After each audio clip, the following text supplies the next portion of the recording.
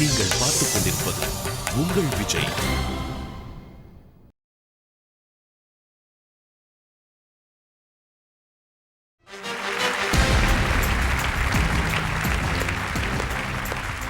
Welcome to Achi Masala Niya Nana powered by LDA co-presented by Sunland Refined Sunflower Oil.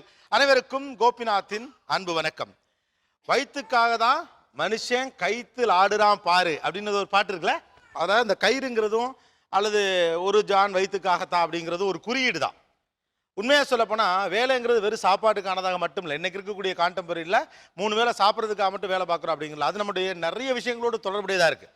நம்முடைய social status, நம்ம யார், மற்றவங்க நம்மளை எப்படி பார்க்குறாங்க அல்லது எப்படி பார்க்கணும்னு நம்ம ஆசைப்படுறோம், உறவுக்காரங்க அதை பற்றி என்ன சொல்கிறாங்க, வீட்டில் இருக்கக்கூடிய மனிதர்கள் என்ன சொல்கிறாங்க, இந்த வேலையை வைத்து நமக்கு என்ன மரியாதை இருக்கிறது, இப்படின்னு பல விஷயங்களோடு, அதாவது சாப்பாடுங்கிற விஷயத்தை தாண்டி வாழுதலுங்கிற விஷயத்தை தாண்டி பல விஷயங்களோடு தொடர்புடையதாக இருக்குது. என்ன சொல்லப்போனால் ஒரு பேங்கே கூட நமக்கு ஒரு கடன் கொடுக்கணும்னா இவர் என்ன வேலை பார்க்குறாருன்னு பார்க்குது, எந்த இண்டஸ்ட்ரியில் வேலை பார்க்குறாருன்னு பார்க்குது, எப்படிப்பட்ட வேலை பார்க்குறாருன்னு பார்க்குது.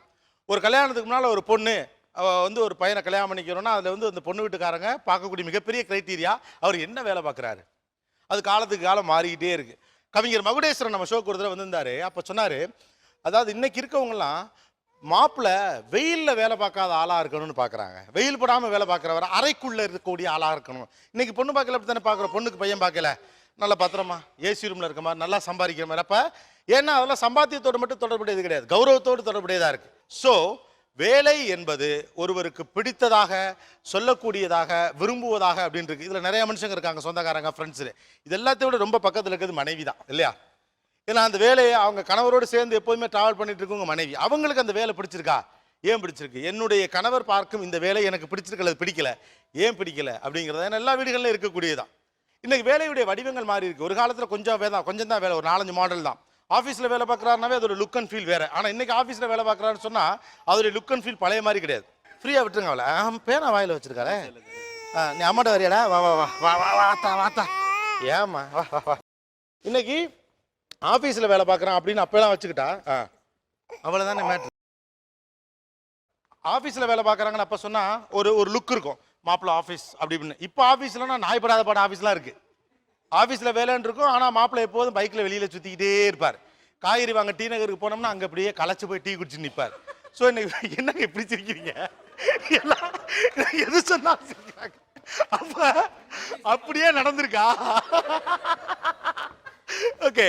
ஸோ உத்தியோகம் புருஷ லட்சணம் ஒரு பக்கம் சொல்கிறப்ப அது என்ன உத்தியோகங்கிற கேள்விக்கு முதல்ல தன்னை நெருக்கமான இடத்துல இருக்கவங்க மனைவியாக தான் இருக்காங்க.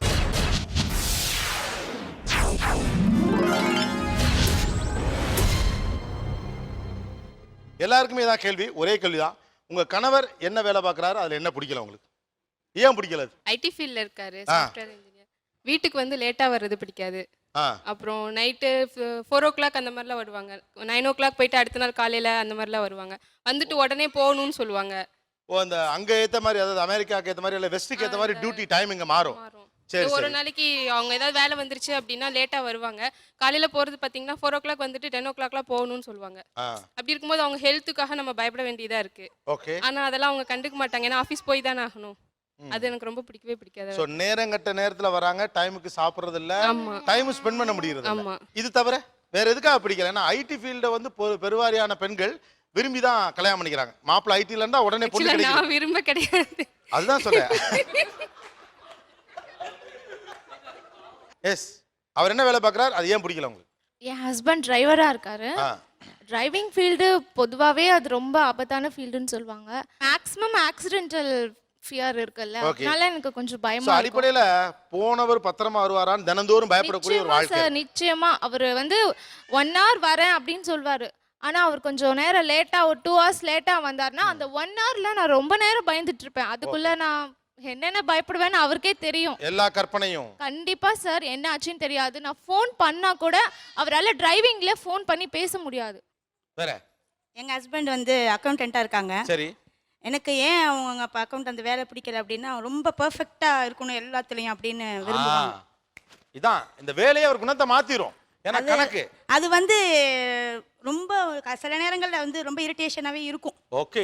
ஏன்னா உள்ள நுழையும் போதே வந்து எல்லாம் அது வச்ச இடத்துல வச்சது இருக்கணும், உள்ள என்டர் ஆகும்போதே அந்த ஸ்லிப்பர் கூட அது கரெக்டா அடிக்கி இருக்கணும் அப்படின்னு சொல்லுவாங்க. வேற அவங்க போலீஸா இருக்காங்க. போலீஸ். ஓகே. ஏன் போலீஸ் வேலையும் பிடிக்கல? எல்லாத்துக்கும் கொஸ்டின் பண்ணிட்டே இருப்பாங்க. எல்லாத்தையும் கொஸ்டின் பண்றாரு. ஏன் இப்படி இருக்கு, ஏன் அப்படி இருக்கு, எல்லாத்தையும் கொஸ்டின் பண்ணுவாங்க. ஏதாவது தப்பா மாட்டிட்டோம்னா அவ்வளவுதான், ஈஸியா கொண்டுருவாங்க. உங்க வீட்டுக்காரர் என்ன வேலை பார்க்கறாரு? ஏன் அந்த வேலை பிடிக்கல? அவங்க டெலிகம்யூனிகேஷன் ஃபீல்ட்ல இருக்காங்க. சரி. எத்தனை மணிக்கு வேணாலும் ஃபோன் வரும். அவங்க மட்டும் தான் ஆஃபீஸ்ல வேலை செய்யற மாதிரியும் எல்லாத்துக்கும் அவங்க மட்டும் தான் பதில் சொல்ற மாதிரி 12 o'clock கூட வரும், 3 o'clock வரும். நம்ம தூங்குற மாதிரி இருக்காது. ஓகே. எப்பவுமே அவங்க 24 hours ஆஃபீஸ்ல எத்தனை பேர் ஒர்க் பண்ணுவாங்க. ஆனா இவங்க மட்டும் தான் மொத்த கம்பெனிக்கவே இன்சார்ஜ் பண்ணி இவங்க மட்டும் தான் கேள்வி வேற கேட்பாங்க. தோல்ல தூக்கி வச்சு சுமந்துக்கிட்டு இருப்பாரு கம்பெனியை. ஓகே. அவங்களோட வேலையில 10 பேர் இருப்பாங்க. ஆனா இவங்க மட்டும் தான் கேள்வி கேட்டு இவங்க மட்டும் தான் பதில் சொல்ற மாதிரி இருக்கும். ஆனா பயங்கர கோவமா இருக்கீங்க நீங்க. ஆனா மிடில் கிளாஸ்ல பல பேருடைய இதுல இந்த சிக்கல் இருக்கு. இவர் தான் தூக்கி சுமக்கிறாரா என்னது, இந்த சம்பாத்தியத்துக்கு இந்த பாடுபடுத்தணுமான்னு. எங்க வீட்டுக்காரர் கண்டக்டரா இருக்கிறாருங்க. ஓகே. ஏன் பிடிக்கல கண்டக்டர் வேலை? சில்லற பிரச்சனை பெரும் பிரச்சனையா இருக்கு.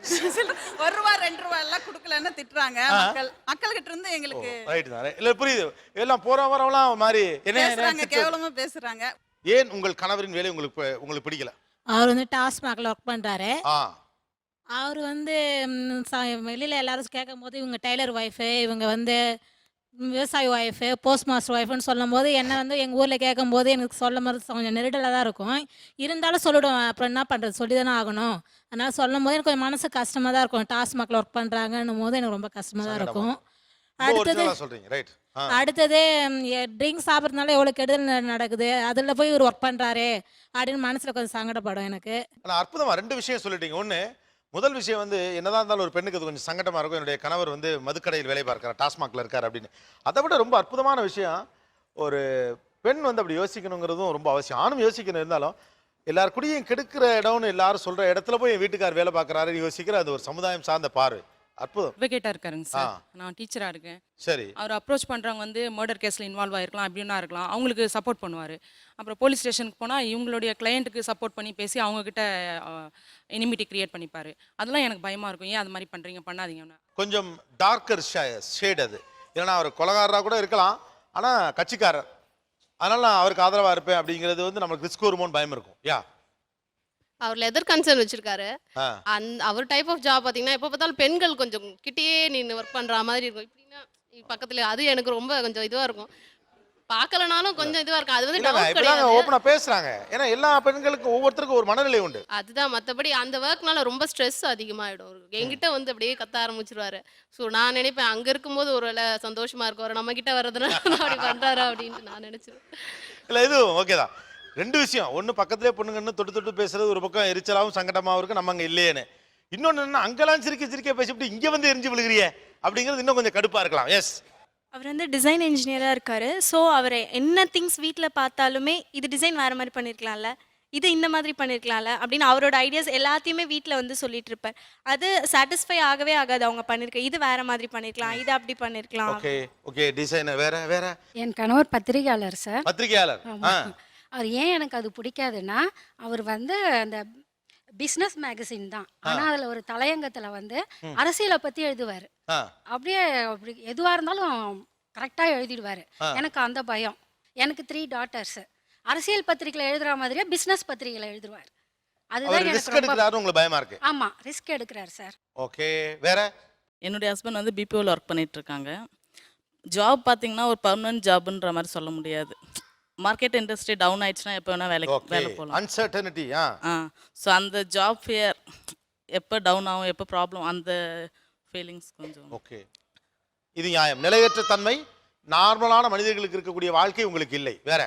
எனக்கு வந்து மேரேஜுக்கு முன்னாடியிலேருந்தே ஆஃபீஸில் ஒர்க் பண்ணுறவர் தான் கல்யாணம் பண்ணணும்னு ஆசை. எங்கள் வீட்டில் எல்லாருமே கடை தான் வச்சுருக்காங்க.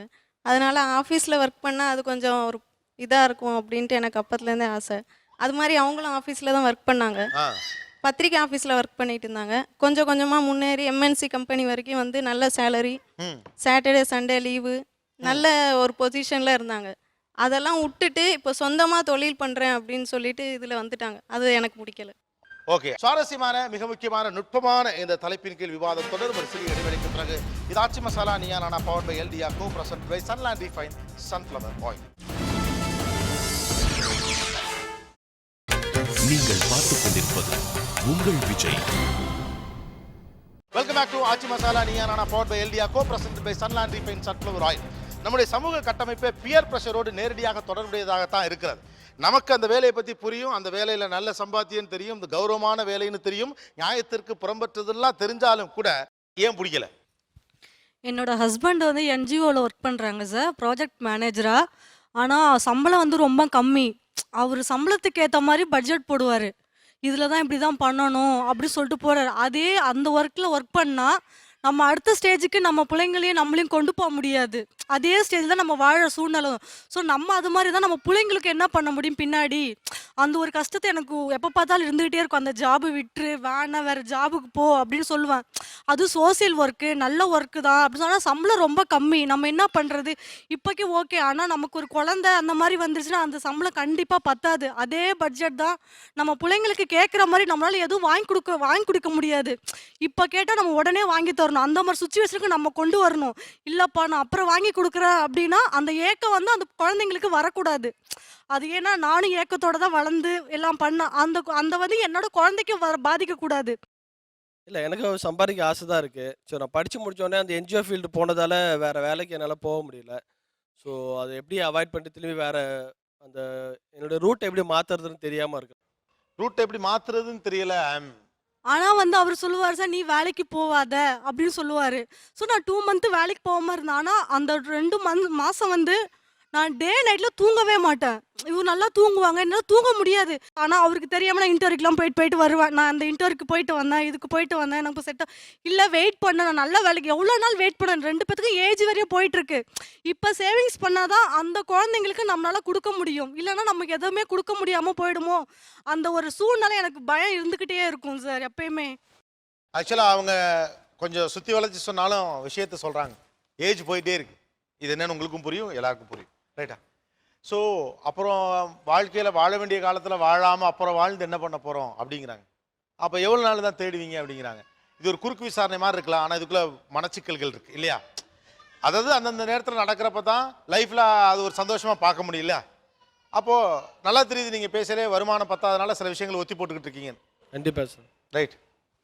ஸோ என்ன பண்ணலாம்? 1 இயர் டைம் சொல்லியிருக்கேன் அவங்கள்ட்ட. 1 இயர் வரைக்கும் கொஞ்சம் அட்ஜஸ்ட் பண்ணிக்கோ, 1 இயர் மேலே நம்மளோட லைஃப் சேஞ்ச் ஆகும். நான் சொன்னேன்னா சொல்லுவார், சார் நான் ஃபாரின் போகிறேன் நெக்ஸ்ட்டு. சரி ஓகே போ, நான் இருக்கேன். ஸோ எதுக்காக போகிறேன்? நம்ம லைஃப்பில் நல்லா இருக்கணுன்ற ஒரு விஷயத்தை நம்ம விட்டு கொடுத்து தான் ஆகணும். நம்ம பெரிய ஆளாக ஆகணும்னா ஒரு விஷயத்த சரி ஓகே கிளம்பு, நான் ஃபாரின் போகிறேன், ஓகேவான்னு போ, எப்போ போகிறேன்னு சொல்லு, நானே டிக்கெட் கூட போட்டு தர கூட நான் சொல்லுவேன் சார். நம்ம போயிட்டா யார் கேர் எடுத்துப்பான்னு ஒரு பயம் ஒன்று இருக்குது எனக்கு. தனியாக விட்டுட்டு எப்படி ஃபாரின் போனால் அவங்க தனியாக எப்படி சர்வே பண்ணுவாங்க சென்னையில், அந்த ஒரு பயம் எனக்கு. இல்லை ஆக்சுவலாக ஒன்று விஷயம் புரிஞ்சுங்களேன். நீங்கள் சப்பக்கட்டு கட்டுறீங்களா இல்லை சமாதானம் சொல்கிறீங்களான்னு ஒரு மனைவிக்கு நல்லா தெரியும். அதெல்லாம் அந்த காலங்க. மனைவியை விட்டுட்டு வெளிநாட்டுக்கு போனால் அவங்க அதெல்லாம் நீங்கள் மலேசியா, சிங்கப்பூர், துபாய் நம்ம ஆளுங்க எத்தனை வருஷத்துக்கு முன்னாலே போயிட்டுலாம் குடும்பத்தை நிர்வாகம் பண்ணியிருக்காங்க. இப்போ இருக்க ஆளுங்கள்லாம் என்னங்க ஸ்கைப்லேயே பேசி எல்லாம் நல்லா அவ்வளோ படிச்சிருக்காங்க. வேறு நீங்கள் இதை ஒரு ஒரு ஒரு ஒரு ஒரு காரணியாக வச்சுக்கிறீங்களோ? ட்ரை பண்ணுறேன் வெளிநாட்டுக்கு போனால் நீ தனியாக இருப்ப, உங்களுக்கு இந்த வேலை பிடிச்சி போய் இதை வெளியில் வர முடியாமல் இருக்கீங்களா? What is that? அதை நீங்கள் அவங்கள்ட்ட சொன்னாலும் நீங்கள் சேர்ந்து போய் பிளான் பண்ணலாம்ல. சர்வீஸ் ஓரியன்டால நானும் அந்த எனக்கு அந்த மைண்ட் செட்டப் கொஞ்சம் இருக்குது. ஏதோ மக்களுக்கு ஏதாவது ஒரு சம்பளம் கம்மியாக இருந்தாலும் மக்களுக்கு ஏதாவது நம்மளால ஒரு 4 விஷயம் நல்லதாக கிடைச்சா நல்லாயிருக்கும் அப்படிங்கிற ஒரு தாட் அது. பட் இவங்க தான் இன்றைக்கி சொல்லியிருக்காங்க. அந்த இந்த எமோஷ்னலாக என்கிட்ட வரைக்கும் பேசுனதில்லை. ரொம்ப காம்ப்ளிகேட்டட். இதை செய்யணும் யாராலையும் சொல்ல முடியல. ஆனால் நீங்கள் ஏதோ ஒன்று செய்யணும்னு மட்டும் தோணுது. That's it. எஸ் பக்கத்தில் சார் என்னோட ஹஸ்பண்ட் கார் சர்வீஸ் ஸ்டேஷன் வச்சுருக்காரு. அவர் வந்து போகும்போது நல்லா போவார், ஆனால் வரும்போது அந்த க்ரீஸ் இது ஒரு மாதிரி அழுக்காக வரும்போது பிடிக்காது. என்னதான் காசு பண்ணலாம், நம்ம ஒரு பக்கம் கார் சர்வீஸ்னால் ஒரு நல்லா காசு வரும் தான். அதெல்லாம் வந்தாலும் கூட அந்த கொஞ்சம் அழுக்கா, கொஞ்சம் இதாக, கொஞ்சம் குரூம்டாக இல்லாமல் இருக்கிறது சொந்தக்காரங்களுக்கு முன்னால் கொஞ்சம் சங்கடமாக இருக்கா? ஆமாம். ஆனால் என்ன சொல்கிறது, அவர் வந்து மற்றவங்க பார்க்கும்போது ஒரு மெக்கானிக் அப்படின்ற மாதிரி ஒரு ஃபீலிங் இருக்கும். ஆனால் அவர் இன்ஜினியரிங் பிஏ மெக்கானிக்கல் இன்ஜினியரிங் தான் படிச்சிருக்காரு. இருந்தாலும் அது கொஞ்சம் இதுவாக இருக்கும். ஸோ டிப்பிக்கலாக ஒரு இன்ஜினியர் எப்படி இருக்கணும்னு நீங்கள் நினைக்கிறீங்களோ அது மாதிரி அவங்க இல்லை. ஆமாம் கண்டிப்பாக. என் வீட்டுக்கார் வந்து சோசியல் ஒர்க்கராக இருக்காங்க சார். நாங்கள் 15 வருஷமாக அவர் சோசியல் ஒர்க் தான் பண்ணிகிட்டு இருக்காரு. அதாவது கல்யாணம் பண்ணி 1 வருஷம் வந்து வேறு வேலை தான், வேறு வேலை எல்லா வேலையும் பார்ப்பார். அவர் படித்தது எலக்ட்ரானிக் இன்ஜினியரிங் டிப்ளமோ. ஆனால் எல்லா வேலையும் பார்த்தாரு. எதையுமே வந்து இதாக பார்க்க மாட்டார். எல்லா வேலையும் பார்த்து எல்லாம் நல்ல நிலைமையில தான் இருந்தோம். சோசியல் ஒர்க் இறங்குறப்ப என்கிட்ட எல்லாமே சொன்னார். இவ்வளோ கஷ்டம் வரும், ஒரு சாப்பாடு கூட இல்லாத சூழ்நிலை கூட வர இருக்குது. ஆனால் சொந்தமாக வந்து அவரே செலவு நிறைய விஷயங்கள் செஞ்சார். அப்படிங்கிறப்ப சொந்தக்காரங்க முன்னுக்கு நிறைய அவமானம், நிறைய விஷயங்கள் நடந்துச்சு. அதை சகிக்க முடியாத விஷயங்கள்லாம் நிறைய நடந்துச்சு. சொந்தத்துக்குள்ளேயே அவ்வளோ ரொம்பலாம் எங்கள் வீட்டுக்கார் ரொம்ப கேவலமாக இதை போய் இறங்கிக்கிட்டு ரொம்ப, அதாவது பொருளாதார அடிப்படையில் ரொம்ப மட்டமாக எங்களை வந்து பார்த்துருக்காங்க. ஓகே, பக்கத்தில் கொடுங்க. என்னுடைய கணவர் வந்து தனியார் கம்பெனியில் மார்க்கெட்டிங் டிவிஷனில் உள்ளார். அவர் ஒரு பேசிக்கலி ஒரு எலக்ட்ரிக்கல் இன்ஜினியர். என்ன நீங்க பாட புத்தகத்திலேருந்து பேசுற மாதிரி பேசுறீங்க? சாதாரண சொல்லுங்க, மார்க்கெட்டிங் டிபார்ட்மெண்ட்ல இருக்காரு.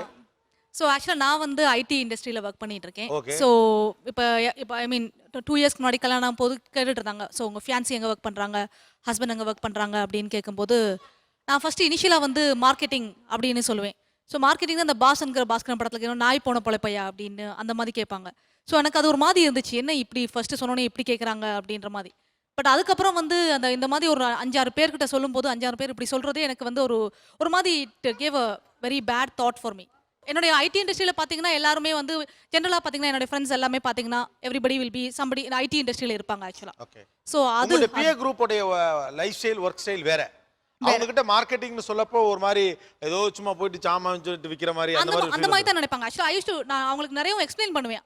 இப்படியெல்லாம் கிடையாது, நீங்கள் நினைக்கிற மாதிரி வீடு போய் சோப்பெல்லாம் அந்த மாதிரிலாம் விற்கிற கிடையாது. ஸோ சோஷியல் ப்ரெஷர் இருக்கு உங்களுக்கு. Social pressure, that is why you want to move. Okay okay. இதெல்லாம் இவங்க பாயிண்ட் ஆஃப் வியூ. இதெல்லாத்தையும் தாண்டி உங்ககிட்ட தான் அவங்க நிறைய இதை சொல்லியிருப்பாங்க பர்சனலாக. உண்மையாகவே உங்களுக்கு ஏன் இந்த வேலை பிடிக்கல? இவங்க சொன்ன காரணம் தவிர உண்மையாகவே வேற என்ன காரணத்துக்காக பிடிக்கல? லாஸ்ட் இயர் வந்துட்டு வீட்டில் வந்து ஒரு 5 மந்த் ஹாஸ்பிட்டலாகவே போயிட்டு இருந்தோம் கண்டினியூஸாக. அந்த டைமில் ஒரு 10 மினிட்ஸ் கூட வீட்டில் இருந்து நம்மளால் எதுவுமே செய்ய முடியல. ஆக்சுவலாக என்னன்னா அவங்க அப்பா இறந்துருவாங்கன்னு சொல்லிட்டாங்க. அவங்க அப்பாவுக்கு இவர் கூட இருக்கணும்னு ஆசை, ஆனால் இருக்க முடியல. அதான் இப்போது அதுக்கு முன்னாடி வந்து ஐடி ஃபீல்டு அந்த ஒரு இமேஜ் அந்த இதனால பிடிச்சிருந்துச்சு, சேலரி வருது பிடிச்சிருந்துச்சு, எல்லாம் இருந்துச்சு. ஆனால் நமக்குன்னு ஒரு கஷ்டம், இதுக்கு மேலே நம்மளால் அதை பார்க்க முடியாது, அவங்கள பார்க்க முடியாது, அவங்க கூட இருக்கணும் அப்படிங்கும்போது இருக்க முடியல. எங்கள் அப்பாவுக்கும் பிடிக்கும். நான் வந்து ஒரு ஒயிட் கலர், நான் சின்ன வயசுலேருந்து அப்பா கூட இருந்தது. அப்பா driver. 10th hostel, 12th hostel, 11th மட்டும் தான் என் கூட இருந்தார். அதுக்கப்புறம் யூஜி வெளியில் படிக்க போயிட்டேன், பிஜி வெளியில் படிக்க போயிட்டேன், அப்புறம் சென்னை வந்துட்டேன், அப்புறம் மும்பை போயாச்சு, திருப்பி எங்கள் சென்னை வந்தேன். அப்பா கூட இல்லவே இல்லை. கடைசியில் அவரே யோசிக்க ஆரம்பிச்சிட்டார். நான் ஒயிட் கலர் ஜாப் போகணுன்னு அவருக்கு ஆசை. பட் அந்த கடைசி நிமிஷத்தில் அவர் யோசிக்க ஆரம்பிச்சிட்டார். நாம் பிஸ்னஸ் ஆக்சுவலாக என்ன இதுதான் ஐரணிங்கிறது. ஒரு டிரைவர் தன்னுடைய பையனை வந்து தன் மாதிரி கஷ்டப்படாமல் ஒரு நல்ல படிப்பை படித்து பெரிய இடத்துக்கு போகணும்னு ட்ரை பண்ணுறாரு. ஆனால் கடைசியில் பார்த்தா அந்த பையன் டிரைவராக இருந்தால் கூட இருந்திருப்பானாட்டிருக்கு. அங்கே போனோடனே வர்க்கம் இல்லை. நான் டிரைவராக இப்போ எங்கள் அப்பா மாதிரி டிரைவராக இருந்தேன்னா லாரி 10 நாள் வீட்டுக்கு பக்கத்தில் நிறுத்தி வச்சுட்டு அப்பா கூட என்னால் ஸ்பெண்ட் பண்ண முடியும். உங்களுக்கே அந்த ஹர்ட் ஆகிருக்கீங்க, அதெல்லாம் நான் ரெஸ்பெக்ட் பண்ணுறேன். ஆனால் உங்களே நான் கேட்குறேன், டிரைவர் வேலை ஓகேயா, ஐடி வேலை ஓகே? ஐடி வேலை தான் ஓகே. அவ்வளோதான் ரியாலிட்டி. எஸ், பக்கத்தில் சார் நான் வெல்டர்னு சொல்கிறதுக்கு அவங்க தயங்குறாங்க. மேட்ரு தான். ஓகே, வெல்டர்னு சொல்லவே தயங்குறாங்க. எப்படிலாம் தயங்குறாங்க? உங்கள் வீட்டுக்காரர் என்ன ஒர்க் பண்ணுறாங்கன்னு சொல்லி அவங்க கேட்டால் எங்கள் வீட்டுக்காரர் வந்து கம்பெனியில் ஒர்க் பண்ணுறாங்கன்னு சொல்கிறாங்க. ஆனால் என்னையே இதே ஒரு கேள்வி நீங்கள் எங்கே ஒர்க் பண்ணுறாங்கன்னு கேட்டால் நான் வெல்டராக ஒர்க் பண்ணுறேன் தான் முதல்ல பதில் சொல்லுவேன். அது அடுத்த 2வது கேள்வி வந்து இல்லை உங்கள் கம்பெனியில் உங்கள் வீட்டுக்காரர் என்ன ஒர்க் பண்ணுறாருன்னு கேட்டால் 2வது கேள்விக்கு தான் அவர் பதில் சொல்கிறாங்க வெல்டர்னு. நான் முதல் கேள்விக்கு வெல்டர்னு சொல்லிடுறேன், அவங்க 2வது கேள்விக்கு தான் அவங்க வெல்டர்னு சொல்கிறாங்க. அது அவர் மாதிரி நினைக்கிறாரு. ஆனால் ஆக்சுவலாக வந்து நான் வந்து டீச்சராக ஒர்க் பண்ணுறேன். ஆனால் நான் டீச்சராக ஒர்க் பண்ணுறதுக்கு 2 இயர்ஸ் பேக் தான் பிஎடே முடித்தேன். ஆனால் அதுக்கு முன்னாடி பிஎட் பண்ணணுன்ற ஐடியா எனக்கு கிடையாது. ஆனால் நான் நல்லா வரணும், நல்லா படிக்கணும், இன்னைக்கு கூட எம்எஸ்சி ஃபிசிக்ஸ் பண்ணு அப்படின்னு சொல்லி ஃபார்ம்லாம் வாங்கி வந்து கொடுப்பாரு.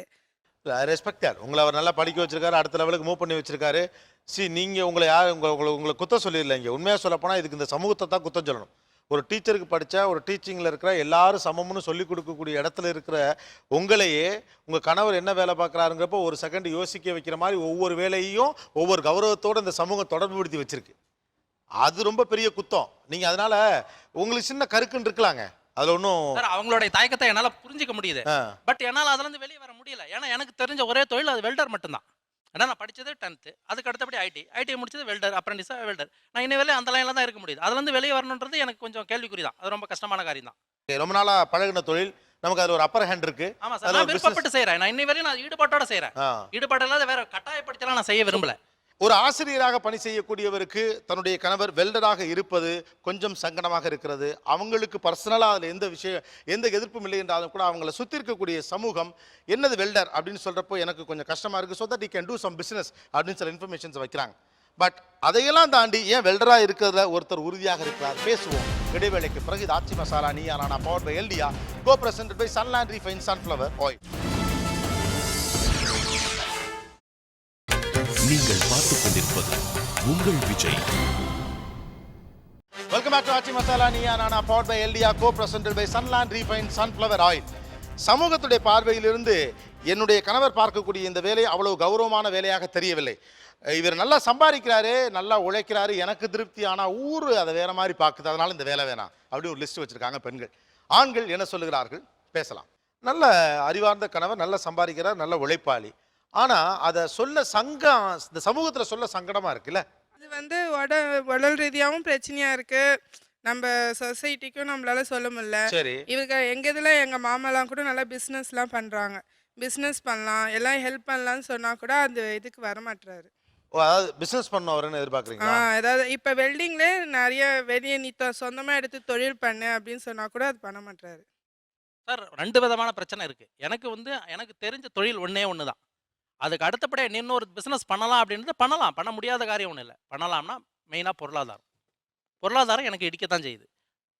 பட் பேங்க்கில் போய் கடன் வாங்கலாம் அப்படின்னு சொன்னா கூட எங்க இப்போ ஜுவல்ஸ்லாம் வச்சுட்டு எங்களுக்கு சொந்த வீடு இருக்கு சார், அதை கூட இது பண்ணி செய்யலாம் அப்படின்னு இறங்கு தைரியமானா கூட இறங்க மாட்டாரு.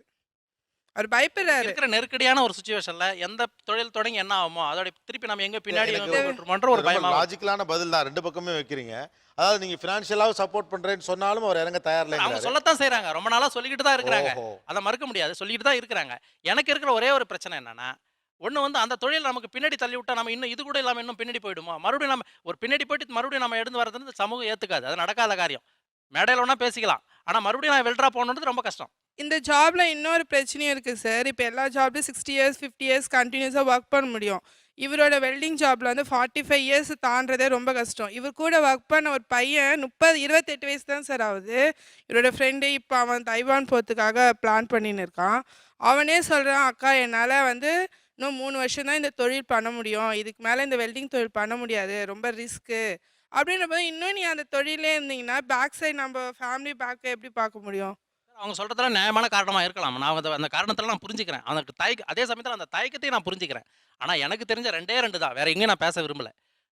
ஒன்று பொருளாதாரம். நான் அடுத்த சப்ஜெக்ட் நான் மாறினா பிஸ்னஸ் பண்ணணும்னா, இல்லை அவங்க எதிர்பார்க்குற மாதிரி அவங்க சொந்தக்காரங்க பண்ணுற மாதிரி பிஸ்னஸ் பண்ணணும்னா, ஒன்று பொருளாதாரத்தில் எனக்கு நெருக்கடி இருக்குது, இதை விட்டு தாண்ட என்னால் வர முடியாது. இன்னொன்று என்னென்னா, திருப்பி அதுலேருந்து எனக்கு தெரிஞ்ச தொழிலே எனக்கு வெல்டர் தான். நான் இங்கேருந்து கடல் கடந்து போயிட்டு நான் வேலை பார்த்து எனக்கு ஒரு அங்கீகாரம் கொடுத்துருக்குது. நான் தான் எனக்கு சொல்கிறதுக்கான ஒரு வாய்ப்பு இருந்தது. எனக்கு தெரிஞ்சு எங்கள் வீட்டில் எல்லாருமே ஹை ஸ்டேட்டஸ் போகிறாங்க பிஸ்னஸ் பண்ணி. எங்கள் வீட்டுக்காரும் போனால் எனக்கு கொஞ்சம் நல்லாயிருக்கும்.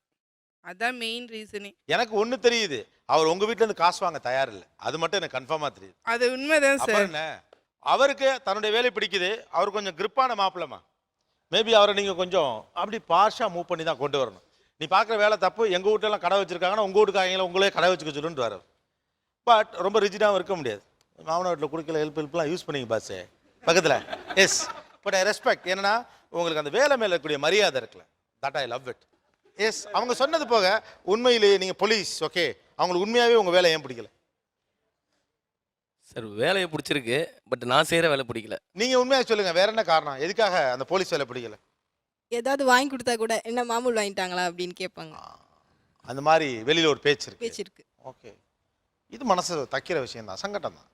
ஸோ ஏதாவது ஒரு நல்லது கெட்டது, ஒரு செயின், ஒரு வளைவி நம்ம போட்டு போனால் கூட இது முறையாக வராத காசோன்னு அடுத்தவங்க பேசுவாங்கன்னு உங்களுக்கு தோணும். அந்த மாதிரி யாராவது உங்ககிட்ட சொல்லவோ அல்லது நீங்கள் கேள்விப்படவோ இருக்கிறப்ப எவ்வளோ வருத்தமாக இருக்கும்? கஷ்டமாக இருக்கும். ஆனால் அப்படி கிடையாது. ஆனால் அதை என்ன பண்ணுறது, நம்ம தாங்கி தானே ஆகணும். வேற என்ன வேலைக்கு போனால் நல்லா இருக்கும்? அவர் அவங்கள ஐடிக்கு போனால் நல்லாயிருக்கும். IT, okay. ஒருத்தருக்கு ஒரு ஆசை இருக்குங்க. ஏன் ஐடி போனால் நல்லாயிருக்கும்? நல்லாயிருக்கும், டிப்டாப்பாக இருப்பாங்க. ஐடியில் வேலை பார்க்குறது அது வந்து டிப்டாப்பாக இருக்கலாம், ஆனால் இதுதான் கம்பீரம். அதாவது அவங்ககிட்ட வந்து அவங்க லா முடிச்சிருக்காங்க, நான் வந்து டிரைவர்ன்றதுனால அவங்களுக்கு கொஞ்சம் பிஸ்டிஸ் ப்ராப்ளமாக இருக்குது. லவ் மேரேஜா? Love marriage. ஓகே, அது ஒரு சிக்கலா உங்களுக்கு? நிச்சயமா இல்லை சார், நிச்சயமா இல்லை. எனக்கு வந்து கொஞ்சம் ஆபத்தான வேலை, அது ஒரு தான் ரீசன், வேற ஒன்றுமே கிடையாது.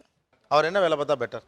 அவர் வண்டி ஓட்ட வேண்டாம், வண்டி ஓட்ட ஆள் வச்சுட்டு அவர் இருந்தால் போதும், சும்மா இருந்தால் போதும். ஐயோ, டிராவல்ஸ் மாதிரி வச்சுக்கிட்டா பெட்டருங்கிறீங்க. ஓகே, டிராவல்ஸ் மாதிரி வச்சுக்கிட்டா பெட்டர். சார் டிராவல்ஸ்னும் போது எனக்கு ஃபைனான்ஸ் பண்ணுறது யாரும் இல்லை சார். நான் வந்து லவ் மேரேஜ். யாருமே பேக்ரவுண்ட் கிடையாது எனக்கு. அவங்க வீட்லேயும் எனக்கு சப்போர்ட் இல்லை, என் வீட்லேயும் எனக்கு சப்போர்ட் இல்லை. நான் எப்படி திடீர்னு ஒரு ஓனர் ஆகணும், எனக்கு ரொம்ப கஷ்டம் அது.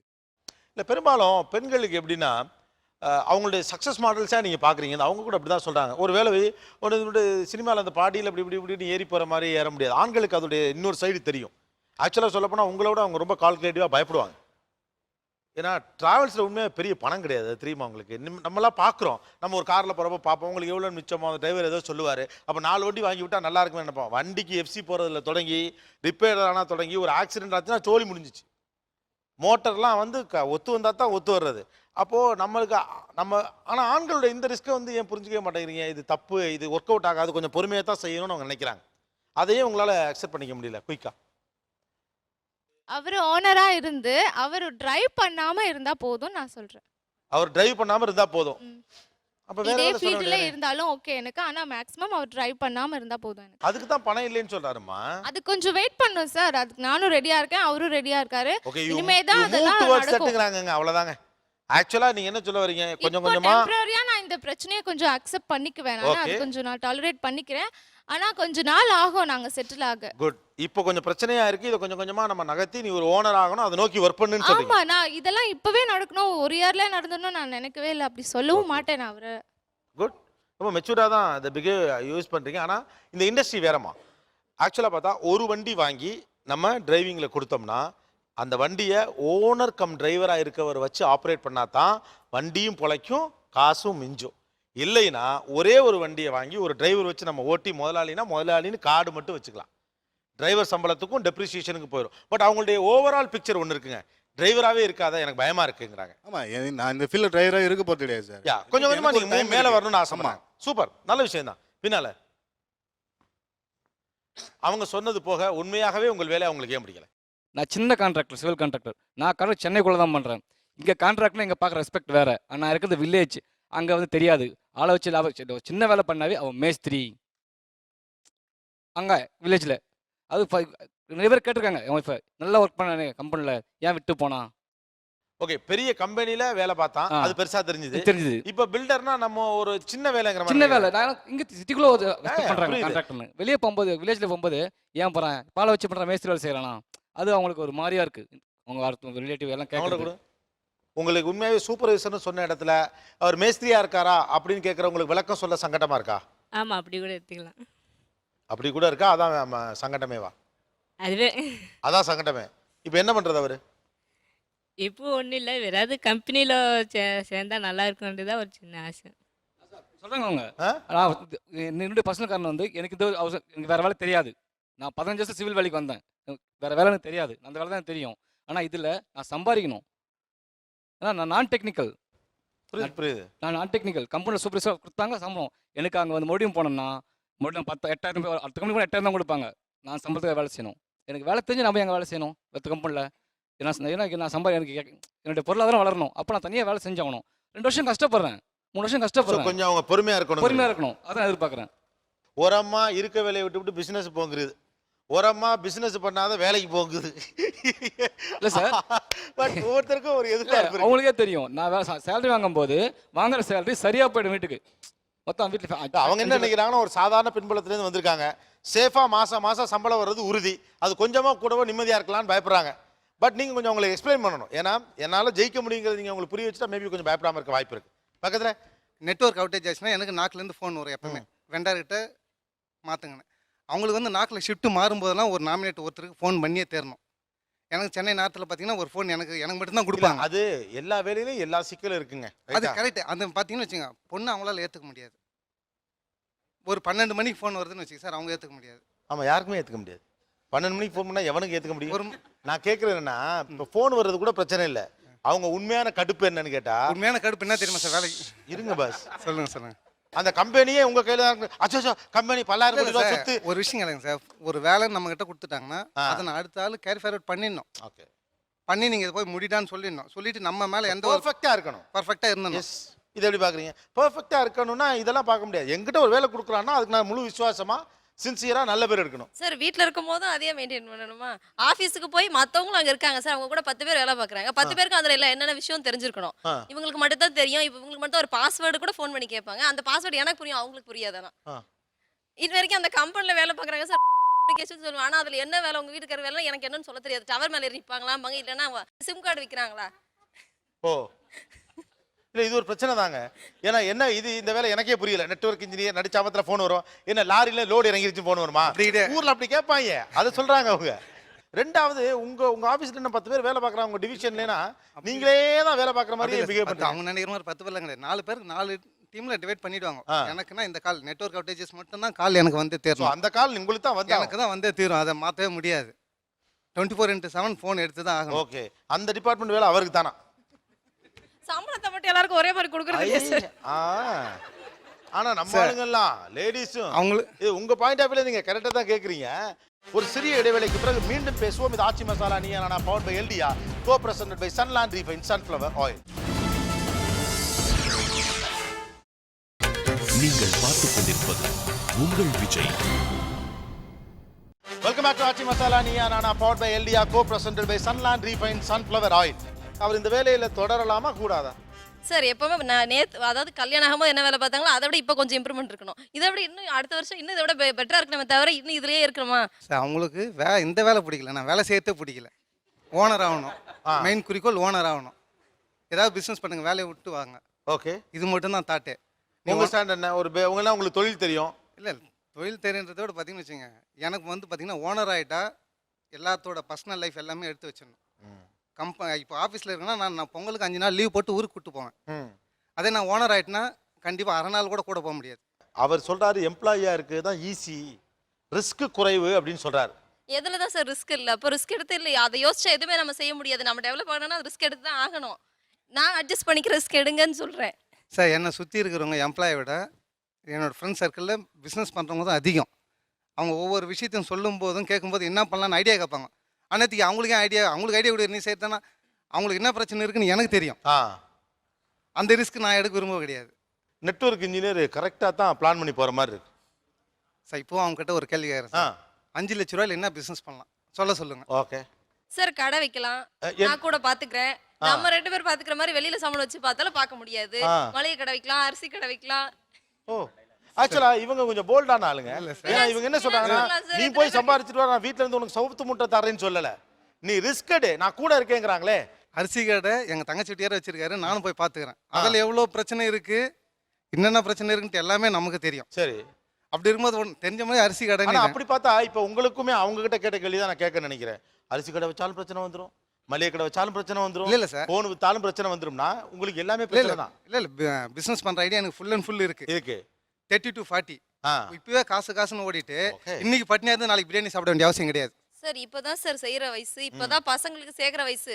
40 வயசுல போய் வேலைக்கு போகணும் அப்படின்னா இவ்வளவு ரிஸ்க் அப்ப எடுப்பாங்க பின்றாங்க. ஏன்னா எங்கிட்டயே சப்போர்ட் பண்றது நான் ஒண்ணுமே புரியலையே. ஓகே, அவர் தொழில் தொடங்கணும் அப்படின்னா நகையெல்லாம் கழட்டி கொடுப்பீங்களா? தாராளமா சார், கண்டிப்பா தருவேன் சார். அவங்க வாங்கி கொடுத்து தரேன். அவங்க வாங்கி கொடுத்தாங்க, அவங்களுக்கு யூஸ் ஆகும். ஏன்னா இப்பெல்லாம் பாத்தீங்கன்னா இந்த சோ கால்டு கார்ப்பரேட் உலகங்கள்லாம் வந்த பிறகு நம்ம மனநிலையே, பெண்கள் மனநிலையே கொஞ்சம் மாறிடுச்சுங்கிறாங்க. அது என்னன்னா டோன்ட் டேக் ரிஸ்க் அப்படிங்கிறாங்க.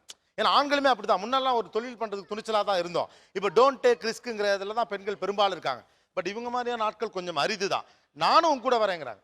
She is ready to help you. வருவாங்க சார், அதெல்லாம் எந்த வித மாற்றம் கிடையாது. மொத்தத்தையும் அப்படியே விட்டு வந்தாலும் பின்னாடி எந்த பிரச்சனையும் கிடையாது. அதை பத்தி கிடையாது.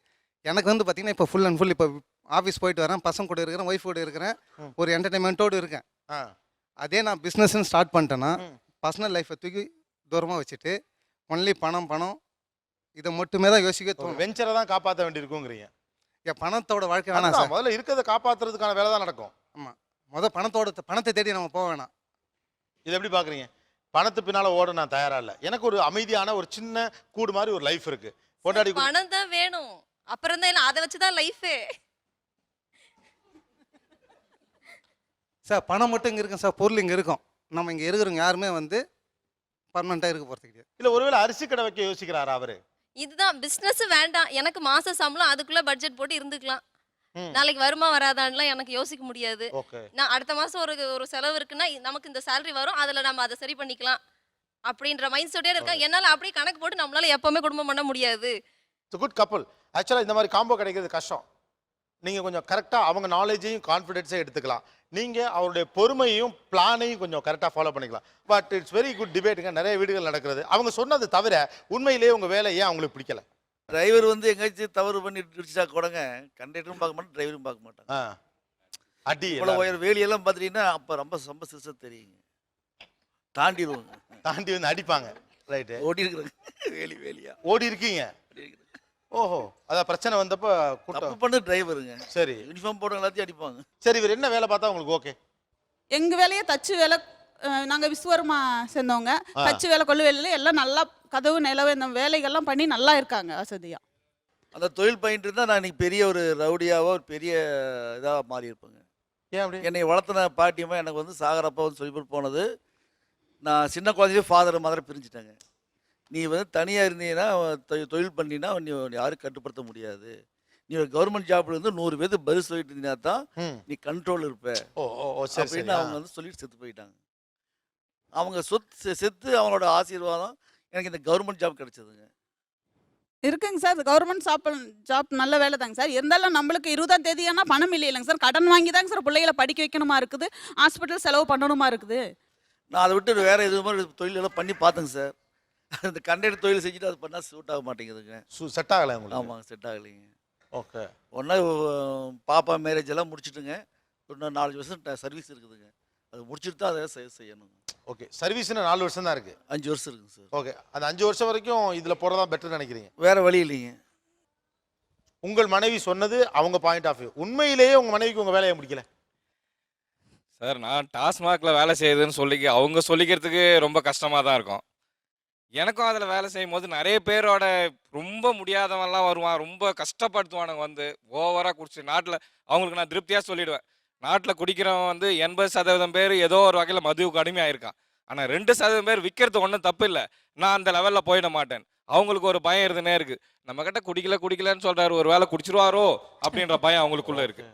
இன்னொரு விஷயம் என்னென்னா, நான் நிறைய வந்து சொல்லுவேன், இன்றைக்கி ஒருத்தன் வந்தால் ஒரு கண்டமேனி பேசினா நல்ல விதமான கஸ்டமர்ஸும் வருவாங்க, ரொம்ப மோசமான கஸ்டமர்ஸும் வருவாங்க. அப்போல்லாம் வந்து இவங்ககிட்ட சொல்லுவேன், ரொம்ப கஷ்டமாக இருக்குது, இன்றைக்கி ஒருத்தன் ரொம்ப அசிங்கமாக பேசிட்டான். அடுத்த நாள் வரும்போது அவனே ஹாய் சொல்லிடுவான், ஹலோ சொல்லிடுவான், நம்ம பேசிட்டு அது நம்ம பிஸ்னஸ் நானும் டேக் இட் எடுத்துக்குவோம். அவங்க எடுத்துக்க மாட்டாங்க. இது வேறு உங்களுக்கு நிறைய திறமை இருக்குங்க, நீங்கள் ஏதாவது போயிடுங்க, எக்ஸாம் எழுதி வேறு வேலைக்கு போங்க, இல்லை வேறு ஏதாவது சைடு பிஸ்னஸ் பண்ணுங்கன்னு சொல்கிறாங்க. எனக்கு என்ன 10 வருஷமாக இந்த ஃபீல்டில் நம்ம இருந்துட்டோம், தெரிஞ்சோ தெரியாமலோ ஒதுங்கிட்டோம். பிடிக்காம தான் வந்தேங்க. ஒரு நாளும் கஷ்டமாக இருக்கும். நான் ஒரு யூனியன் லீடராக கூட இருந்தாங்க டிஸ்ட்ரிக்டில். நான் செஞ்சியில் இருந்து இருக்கேங்க. ஆனால் பேசும்போதெல்லாம் எல்லார்ட்டையும் பேசும்போது லேபருக்காக பேசுறதை விட மக்களுக்காக தான் பேசுவோங்க. இது மோசமான தொழில். ஆனால் நம்ம உள்ளே வந்துட்டு நாம் மட்டும் ஒதுங்கிக்கலாம், ஜனங்களை ஒன்றும் மாற்ற முடியாது. பொருளாதாரம் நான் கொடுக்குறேன்னு சொல்கிறேன் சார். நான் எங்கள் வீட்டிலேருந்து வாங்கி தரேன், நீங்கள் பண்ணுங்கன்னு சொன்னால் அதெல்லாம் வேண்டாம், அது என்னுடைய உழைப்பை நான் பார்த்துக்கிறேன் அப்படின்னு சொல்கிறேன் சார் அவர். ஓகே, இது ஒன்று. இன்னொன்று, அவரும் குடிகாரர் ஆயிடுவாரோ நீங்கள் பயப்படுறீங்களோ? ஆமாம் சார், ஏன்னா டென்ஷன் ஓவராக ஆகுது. இப்போ எந்த கட்ட பழக்கமும் கிடையாது, இது ரொம்ப டென்ஷன் ஓவர் ஆகிட்டு, இது குடித்தா நம்ம இப்படி ஆயிடலாமோன்னு ஒரு நாள் என்கிட்ட சொல்கிறார் சார் அவர். அப்போ எனக்கு எவ்வளோ கஷ்டமாக இருக்கும். அதனால தான் சார். உங்கள் பயம் நியாயமாக தானே இருக்குது. நான் 10 வருஷம் இப்போ 11 வருஷம் வேலை செய்கிறேன் சார். இந்த நிமிஷம் வரல அதை நான் டேஸ்ட் பண்ணி பார்த்தது கூட கிடையாது.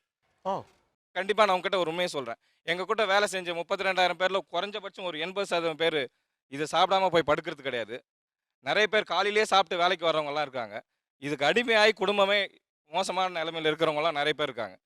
ஆனால் நான் இதுவரையும் தொட்டு கூட பார்த்து கிடையாது. இப்போலாம் அது வரவங்க பார்த்தா வெறுப்பாக தான் இருக்குமே தவிர எனக்கு சாப்பிடணுன்ற எண்ணம் இதுவரைலாம் தோணுது கிடையாது. அவங்கள சும்மா சொல்லுவேன், நான் இருக்கிற டென்ஷனில் நாமளும் சாப்பிட்டு வந்துடலாம் போல இருக்கு அப்படின்னு சொல்லுவேன். ஆனால் எனக்கு இதுவரைலாம் அது மாதிரி தோணுது கிடையாது.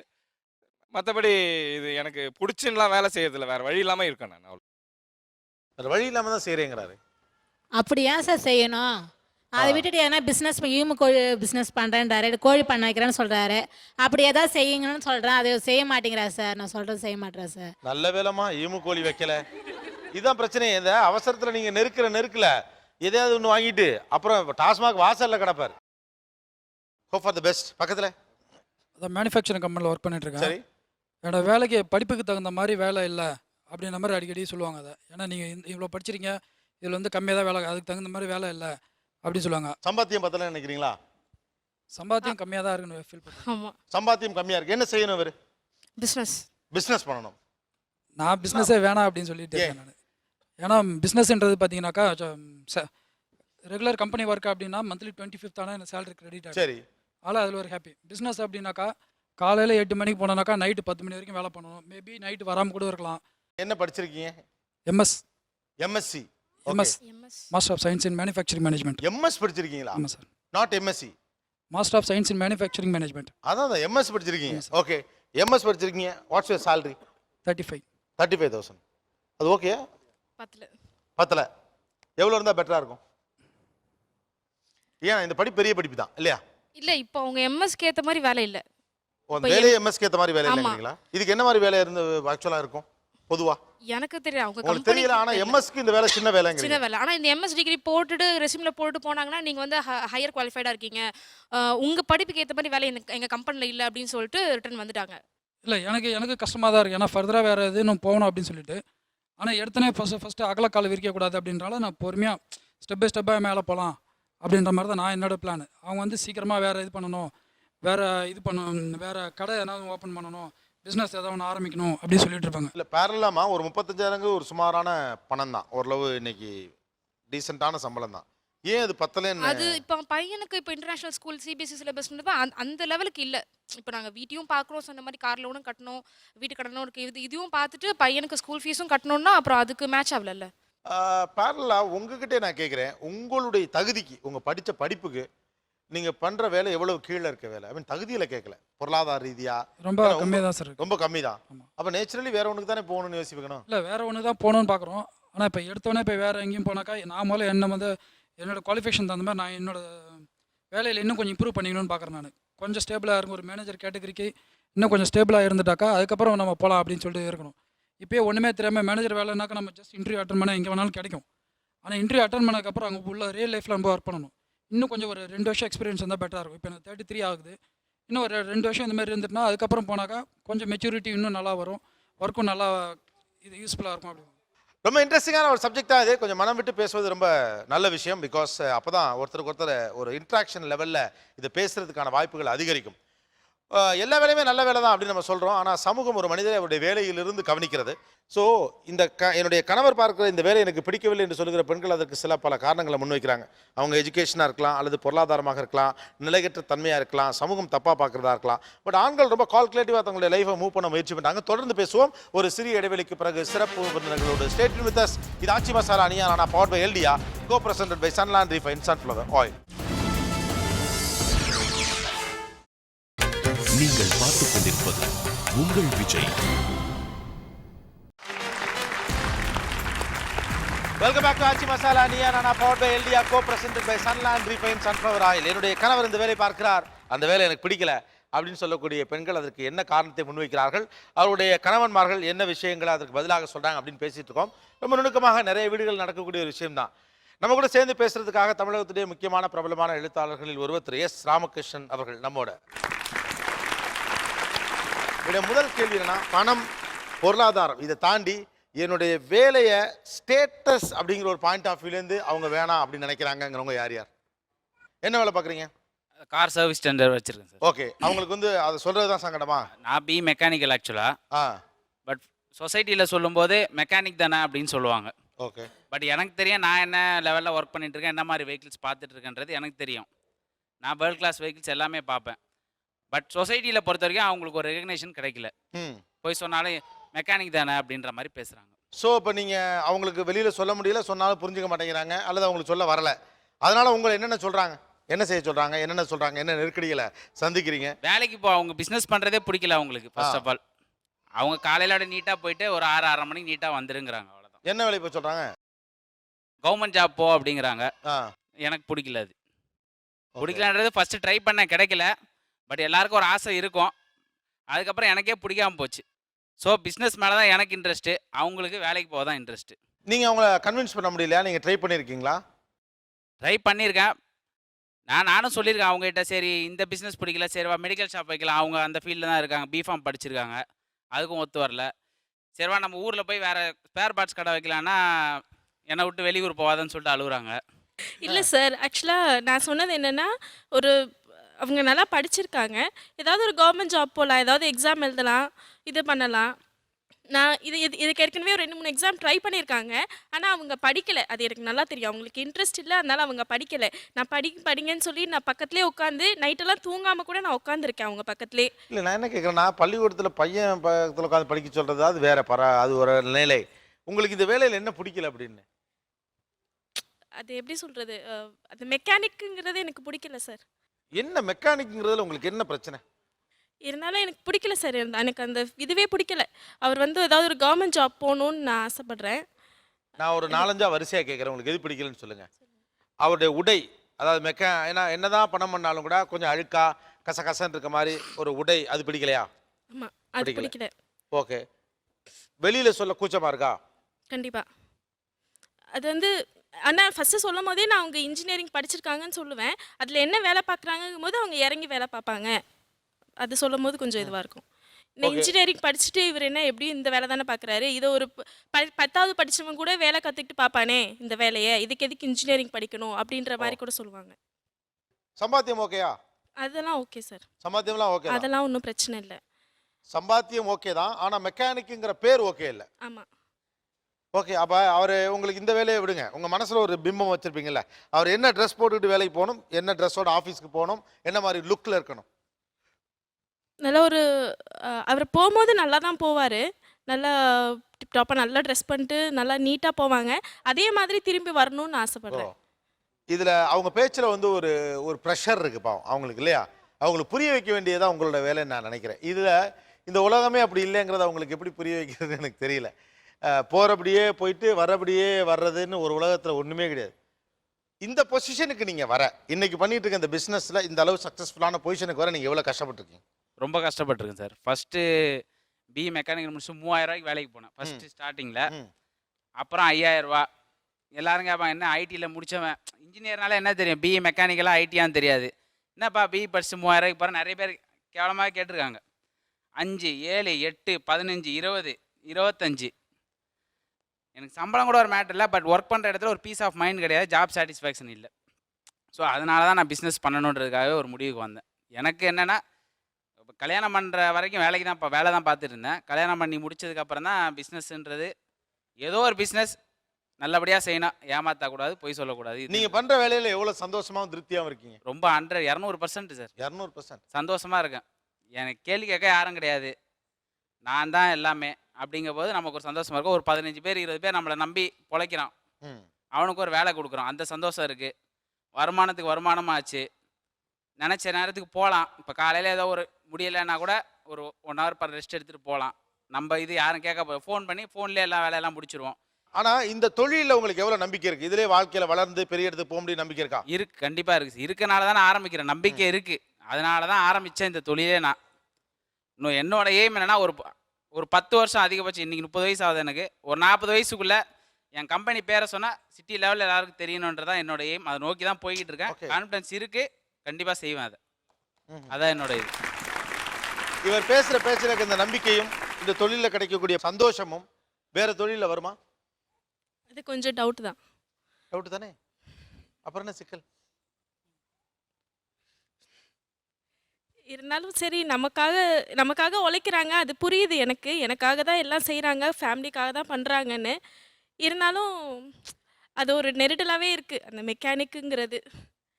மேபி இன்னும் கொஞ்சம் நாள் ஆனதுக்கப்புறம், மேபி கம்பெனி வளர்ந்ததுக்கப்புறம் எனக்கு அது சந்தோஷமாக இருக்கலாம். சரி, நம்ம தப்பான டிசிஷன் எடுத்துட்டோம் போல இருக்குது, அவர் கரெக்டாக தான் அந்த பாதையை நோக்கி போயிட்டுருக்காருன்னு மேபி தோணலாம். ஆனால் இப்போ எனக்கு அது தோணலை. ஓகே. ஆனால் நீங்களும் ஸ்ட்ராங்காக தான் இருக்கீங்க, அதே மாதிரி உண்மையும் பேசுகிறீங்க. மனசில் இப்போ இல்லை, ஒருவேளை நாளைக்கு கம்பெனிலாம் பெரிய கம்பெனியான உடனேயும் அவர் கம்பெனி முதலாளி ஆயிடுவார். ஆமாம், உங்களுக்கு பிரச்சனை இப்போ அந்த பேரு தான். ஆமாம், இல்லை இப்போ அது வந்து கொஞ்சம் இதுவாக இருக்குது. இப்போ நான் அந்த இதில் இல்லை. ஆனால் உங்களுக்கு ஒன்று சொல்கிறேன், மற்ற வேலையெல்லாம் யாரோ கொடுக்குறதுமா, மெக்கானிக் வேலை பெரிய வேலை தான். நீ ஒன்று இப்போ அந்த 10 பேர் யாருங்கிறதான் குழப்பமே. நம்ம அந்த 10 பேருக்காகத்தானே வாழ்கிறோம். Yes, all the best. Okay. இது தவிர ஸ்டேட்டஸ்க்காக இந்த வேலையை பிடிக்கலன்னு சொல்கிறவங்க யார் யார்? நான் ஒரு பிபிஓவில் வேலை ஒர்க் பண்ணிட்டு இருந்தேன். சரி. அப்போது பிக்கப் ட்ராப் வீட்டுக்கே வந்துடும். அப்போ டை கட்டி இன் பண்ணி போகும்போது இப்போ ஒரு ஆஃபீஸர் லெவலில் தான் பார்ப்பாங்க பக்கத்தில் எல்லாருமே. அது ஒய்ஃபுக்கு பார்த்தா ரொம்ப சந்தோஷப்படுவாங்க அவங்க. ஆனால் ஒரு 5 வருஷம் ஒர்க் பண்ணிவிட்டு எனக்கு அங்கே ஒர்க் பண்ண பிடிக்கல. அப்போ நான் வந்து சொந்தமாக பிஸ்னஸ் பண்ணலன்னு சொல்லிட்டு காட்டன் பாக்ஸ் செய்கிறதுக்காக தொழில் ஆரம்பித்தோம். அதுலேருந்து நான் அங்கே எப்படி வேலை பார்ப்பேன்னு சொன்னால், போட்டு போகிற சட்டை எல்லாத்தையும் கழட்டிட்டு வேலை பார்ப்போம். அன்றைக்கி ஒரு நாள் வந்து பார்த்துட்டு கண்ணீர் விட்டு அழுதுட்டாங்க. ஏன் தொழில் பண்ணி இது பண்ணணும்னு வரணுங்கிற பையன் அதை பார்த்து உங்களுக்கு அழுகுது? ஒன்றும் பிரச்சனை இல்லை, ஜாப்ல ஆ நல்ல சேலரி 25,000 கிடச்சிச்சு. அதில் சந்தோஷமாக தான் இருந்தோம். ஒன்றும் அதிகம்தான். இன்னும் சொல்ல போனால் எதுவும் பிரச்சனையே இல்லை. சாட்டர்டே சண்டே லீவு, வாசலில் கேப் வரும். ஒரு மழை பெஞ்சா கூட நனைஞ்சு போக தேவையில்லை, வாசலில் கேப் வரும். எங்கள் வீட்லேயும் எல்லாரும் கடை வச்சுருக்கிறனால அது ஆஃபீஸில் வேலை பார்க்குறாங்க அப்படிங்கிறதே எல்லாத்துக்குமே வீட்டில் ஒரு பெருமையாக இருக்கும். நம்ம வீட்டில் யாருமே எல்லாரும் கடை தான் வச்சுருக்கோம், தம்பி மட்டும் ஆஃபீஸில் வேலை பார்க்குறான் அப்படின்னு எல்லாத்துக்கும் ஒரு பெருமையாக நல்ல கௌரவமாக இருந்துச்சு. அப்படி இருந்த மனுஷன் நல்லா காலர் போட்டு இன் பண்ணி நல்லா இருந்தவங்க இப்போ வந்து ஒரு கம்பெனி வைக்கிறேன்னு சொல்லிட்டு வச்சுட்டு ரொம்ப கஷ்டம். ஒர்க்கர்ஸ் வரலன்னா அவங்க தான் வேலை பார்க்கணும். அது ரொம்ப நல்லா நீட்டாக இன் பண்ணி போனவங்க இவ்வளோ கஷ்டப்படணுமா? இல்லை பார்த்து அழுதுட்டீங்க. என்னால் அது தாங்க முடியல. நம்ம எவ்வளோ நாளைக்கு தான் ஒருத்தவங்க வேலை செஞ்சுட்டு இருக்கிறது? நம்ம ஒரு வாழ்க்கையில் வந்து ஃபினான்ஷியல் ஸ்டேட்டஸை கொஞ்சம் நம்ம கொண்டு வரணும். நம்ம பிள்ளைங்களும் இது மாதிரி ஒருத்தவங்கிட்ட வேலைக்கு போகக்கூடாது, அவங்களுக்குன்னு ஒரு ஃப்யூச்சர் இருக்கணும். அவங்க போனாங்கன்னா அவங்க பிஸ்னஸை ஸ்டாண்ட் பண்ணணும் அப்படிங்கிறக்காக நம்ம ஒரு பிஸ்னஸ் ஆரம்பிச்சது. எனக்கு என்னன்னா இது அவங்க மனசு. அதாவது வீட்டு வாசலில் கேப் நிற்கும், ஒரு மழை பெஞ்சா கூட நனையாமல் போயிட்டு நனையாமல் வந்துடலாங்கிறது ஓகே, ஒரு பெண் அக்கறையாக பார்க்குறது. ஆனால் இன்னொரு சைடில் நீங்கள் தனியாளாக ஒரு கம்பெனியை உருவாக்கணும் அப்படின்னு இறங்கி இருக்குல்ல. இதே பிபிஓவில் பார்ஷா வேலை பார்த்தவர் சட்டையை கழட்டி போட்டு அட்டை பாக்ஸ் அடுக்கிட்டு இருக்கிறீங்க இல்லையா? அதில் என்ன சந்தோஷம் உங்களுக்கு இருக்குங்கிறத அதை நீங்கள் அவங்கள்ட்ட சொல்லலாம். அதை சொன்ன ஒரு நாள் இவங்க பயங்கர டார்ச்சர் கொடுத்துட்டே இருந்தாங்க கொஞ்ச நாள் எனக்கு. நீங்கள் வந்து பழைய வேலைக்கு போயிடுங்க அப்படின்ட்டு. அப்போது அந்த சூழ்நிலையில் வந்து சில நேரம் வந்து பேமெண்ட் வராதனால குடும்ப கஷ்டங்கள் அதிகமாகிடுச்சு. சரி ஒரு நேரத்தில் சரி வேலைக்கு போயிடலாம்னு சொல்லி ஒரு இன்டர்வியூ போனேன் இடையில. நம்ம ராமானுஜம் ஐடி பார்க் தான் போனேன். ஆனால் இன்டர்வியூ முடிச்சுட்டு வெளியே வரும்போது, ஆனால் இன்டர்வியூ எனக்கு பாஸ் ஆனால் போயிடலாம்னு ஒன்றும் சொல்லலை அவங்க. முடிச்சுட்டு வெளியே வரும்போது எனக்கு ஒரு ஷாக்கிங். அதில் என்னோடய ப்ராடக்ட் வந்து அங்கே சேல் பண்ணுறாங்க. அங்கே எனக்கு சந்தோஷமாக இருந்துச்சு பார்த்தோன்னே. ஆகா நாம ஒரு கம்பெனிக்கு வேலைக்கு வந்திருக்கிறோம். ஓ, நீங்கள் எந்த கம்பெனிக்கு வேலைக்கு போனீங்களோ அந்த கம்பெனிலே செல் பண்ணுறாங்க அந்த ப்ராடக்ட். நம்ம ப்ராடக்ட்டை எனக்கு ரொம்ப சந்தோஷமாயிருச்சு. இனிமேல் இன்டர்வியூ அட்டன் பண்ணக்கூடாது, நாம் அந்த தொழிலை வந்து பெருசாக லெவல் கொண்டு வரணும் அப்படிங்கிறது நினச்சிட்டு வந்து சொன்னேன். கண்டிப்பாக அவங்கள்ட்ட வந்து சொன்னேன், அவங்களும் சந்தோஷப்பட்டாங்க. அந்த சந்தோஷம் வந்து எனக்கு ரொம்ப ரொம்ப தைரியத்தை கொடுத்து இன்னும் தைரியமாக வந்து இருக்கிறேன். அதில் அவர் ஜெயிச்சிருவாருங்க கண்டிப்பாக. நான் அந்த நம்பிக்கை எனக்கு இருக்குது சார். ஆனால் இந்த ஷோ ரொம்ப வித்தியாசமாக இருக்குது. ஒவ்வொரு மனிதருக்கும் ஒவ்வொரு மாதிரியான எதிர்பார்ப்புகள் இருக்குது. ஒரம்மா நீ ஏன் பிஸ்னஸ் பண்ணுற, ராஜா மாதிரி போயிட்டு ராஜா மாதிரி வா, இருக்க காசை வச்சு சந்தோஷமாக இருப்போங்கிறாங்க.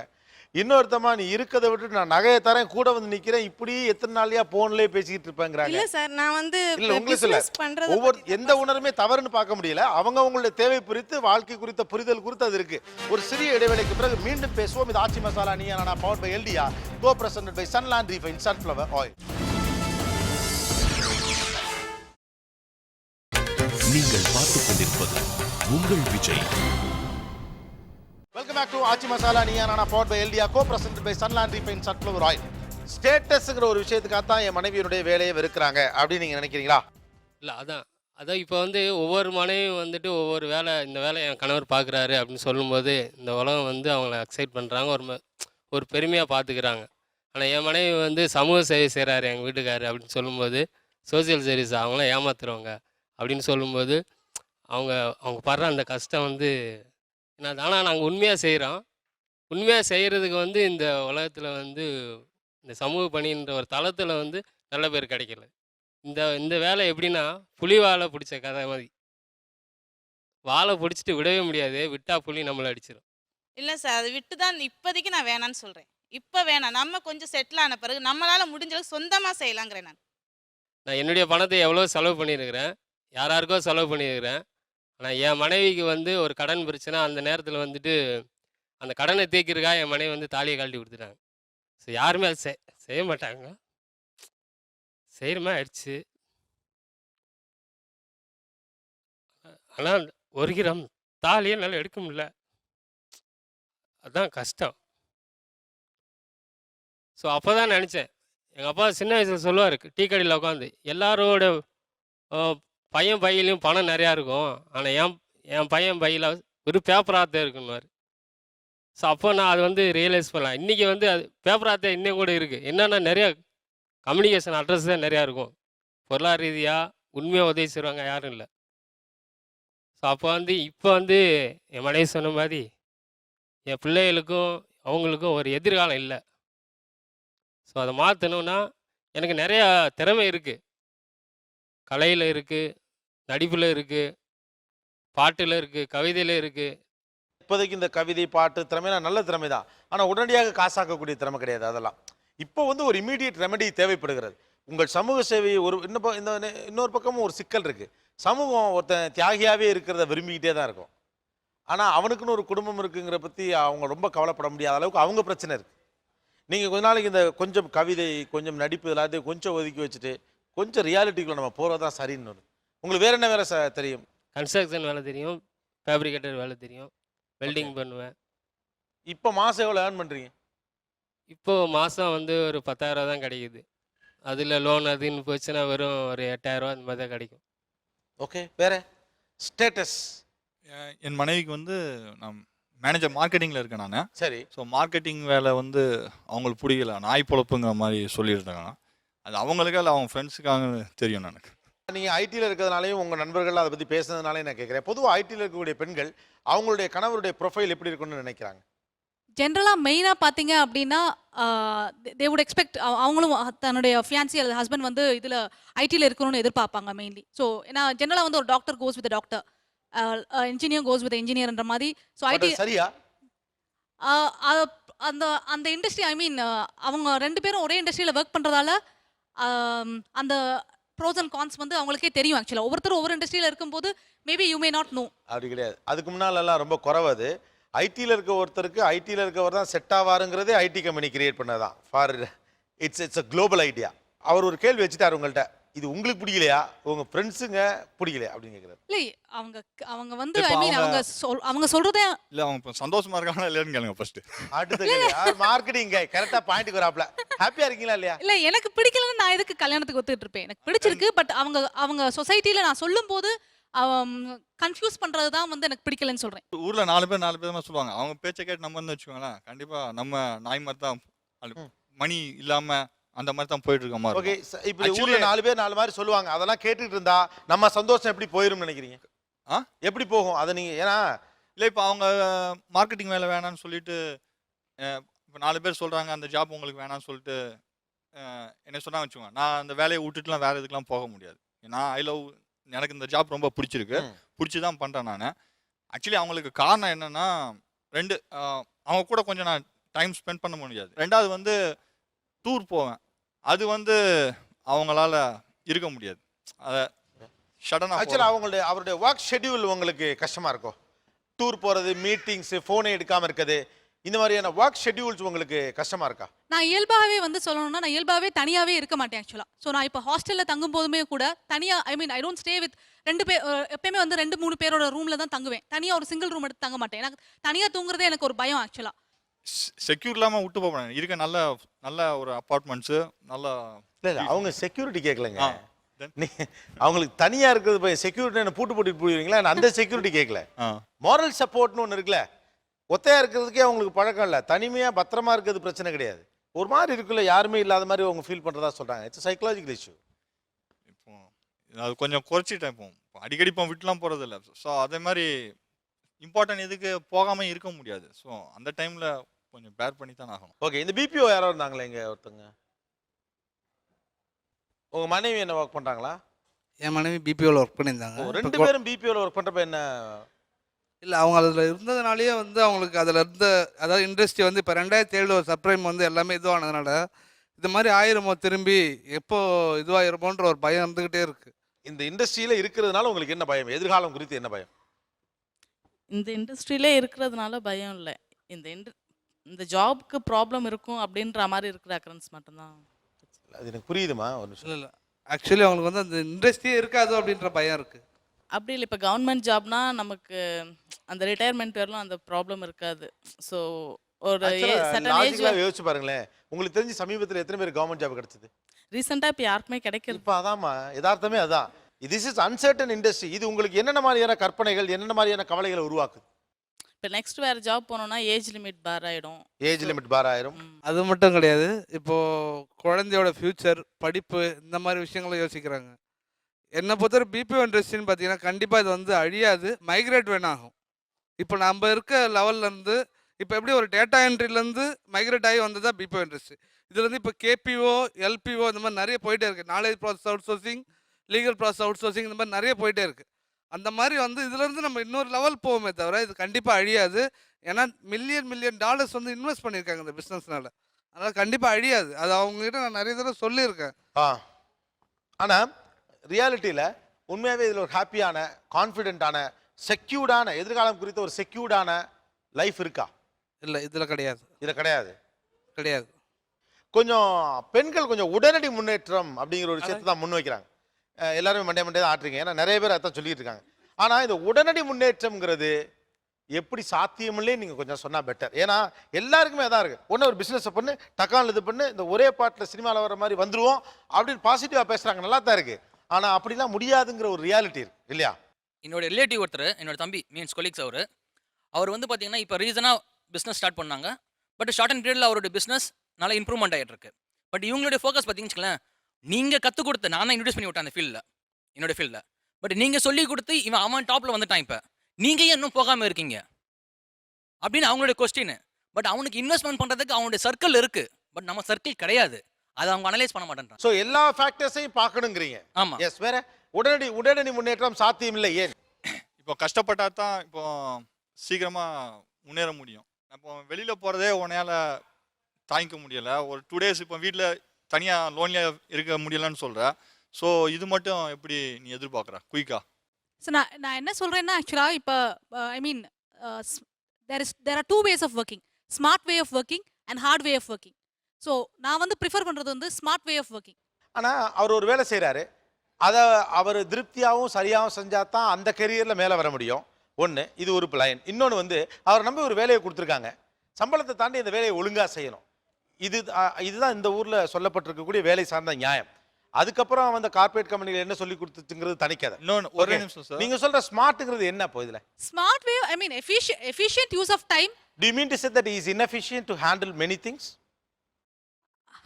No, I do not say he is inefficient, but I'm saying, see, இப்போ எல்லாருமே வந்து a person who is telling எனக்கு I don't have time னு சொல்றவன் வந்து வாழ்க்கையில கண்டிப்பா I mean I can say he does not know how to manage time. அப்படி தான் நான் சொல்லுவேன். Is he smart in his work? Smart, I mean ஆஃபீஸில் கேட்ட வரைக்கும், ஐ மீன் பாஸ் அண்ட் பேசியிருக்கேன். ஆக்சுவலாக ஆஃபீஸில் பாஸ் வரைக்கும் பேசியிருக்கேன். So they say I mean he is a very trusted employee. அந்த மாதிரி ஃபீல் பண்ணுறாங்க ஆக்சுவலாக. He is trusted தான், but is he smart? So அந்த ட்ரஸ்டட்ன வேர்டே வந்து எனக்கு இட் கிவ்ஸ் தட் ஓகே. அவர் ஐ மீன் ஸ்மார்ட் பீப்புள் வந்து ஐ டோன்ட் திங்க் இப்போ ஐடியை பொறுத்த வரைக்கும் பார்த்தீங்கன்னா we will try to extract the maximum. எவ்வளோ வந்து நம்ம கம்பெனியில் மேக்ஸிமமாக எடுத்துட்டு will try to always move, அந்த மாதிரி தான் இருக்கும் ஆக்சுவலாக. ஸோ இவர் வந்து அப்படி கிடையாது. ஐ மீன் கம்பெனி பாஸ், ஐ மீன் ரொம்ப ட்ரஸ்ட் இருக்குது கம்பெனிக்குள்ள வந்து, எனக்கு என்னுடைய கம்பெனி அப்படின்னு ஒரு இது இருக்குது. எனக்கு வந்து அப்படி கிடையாது.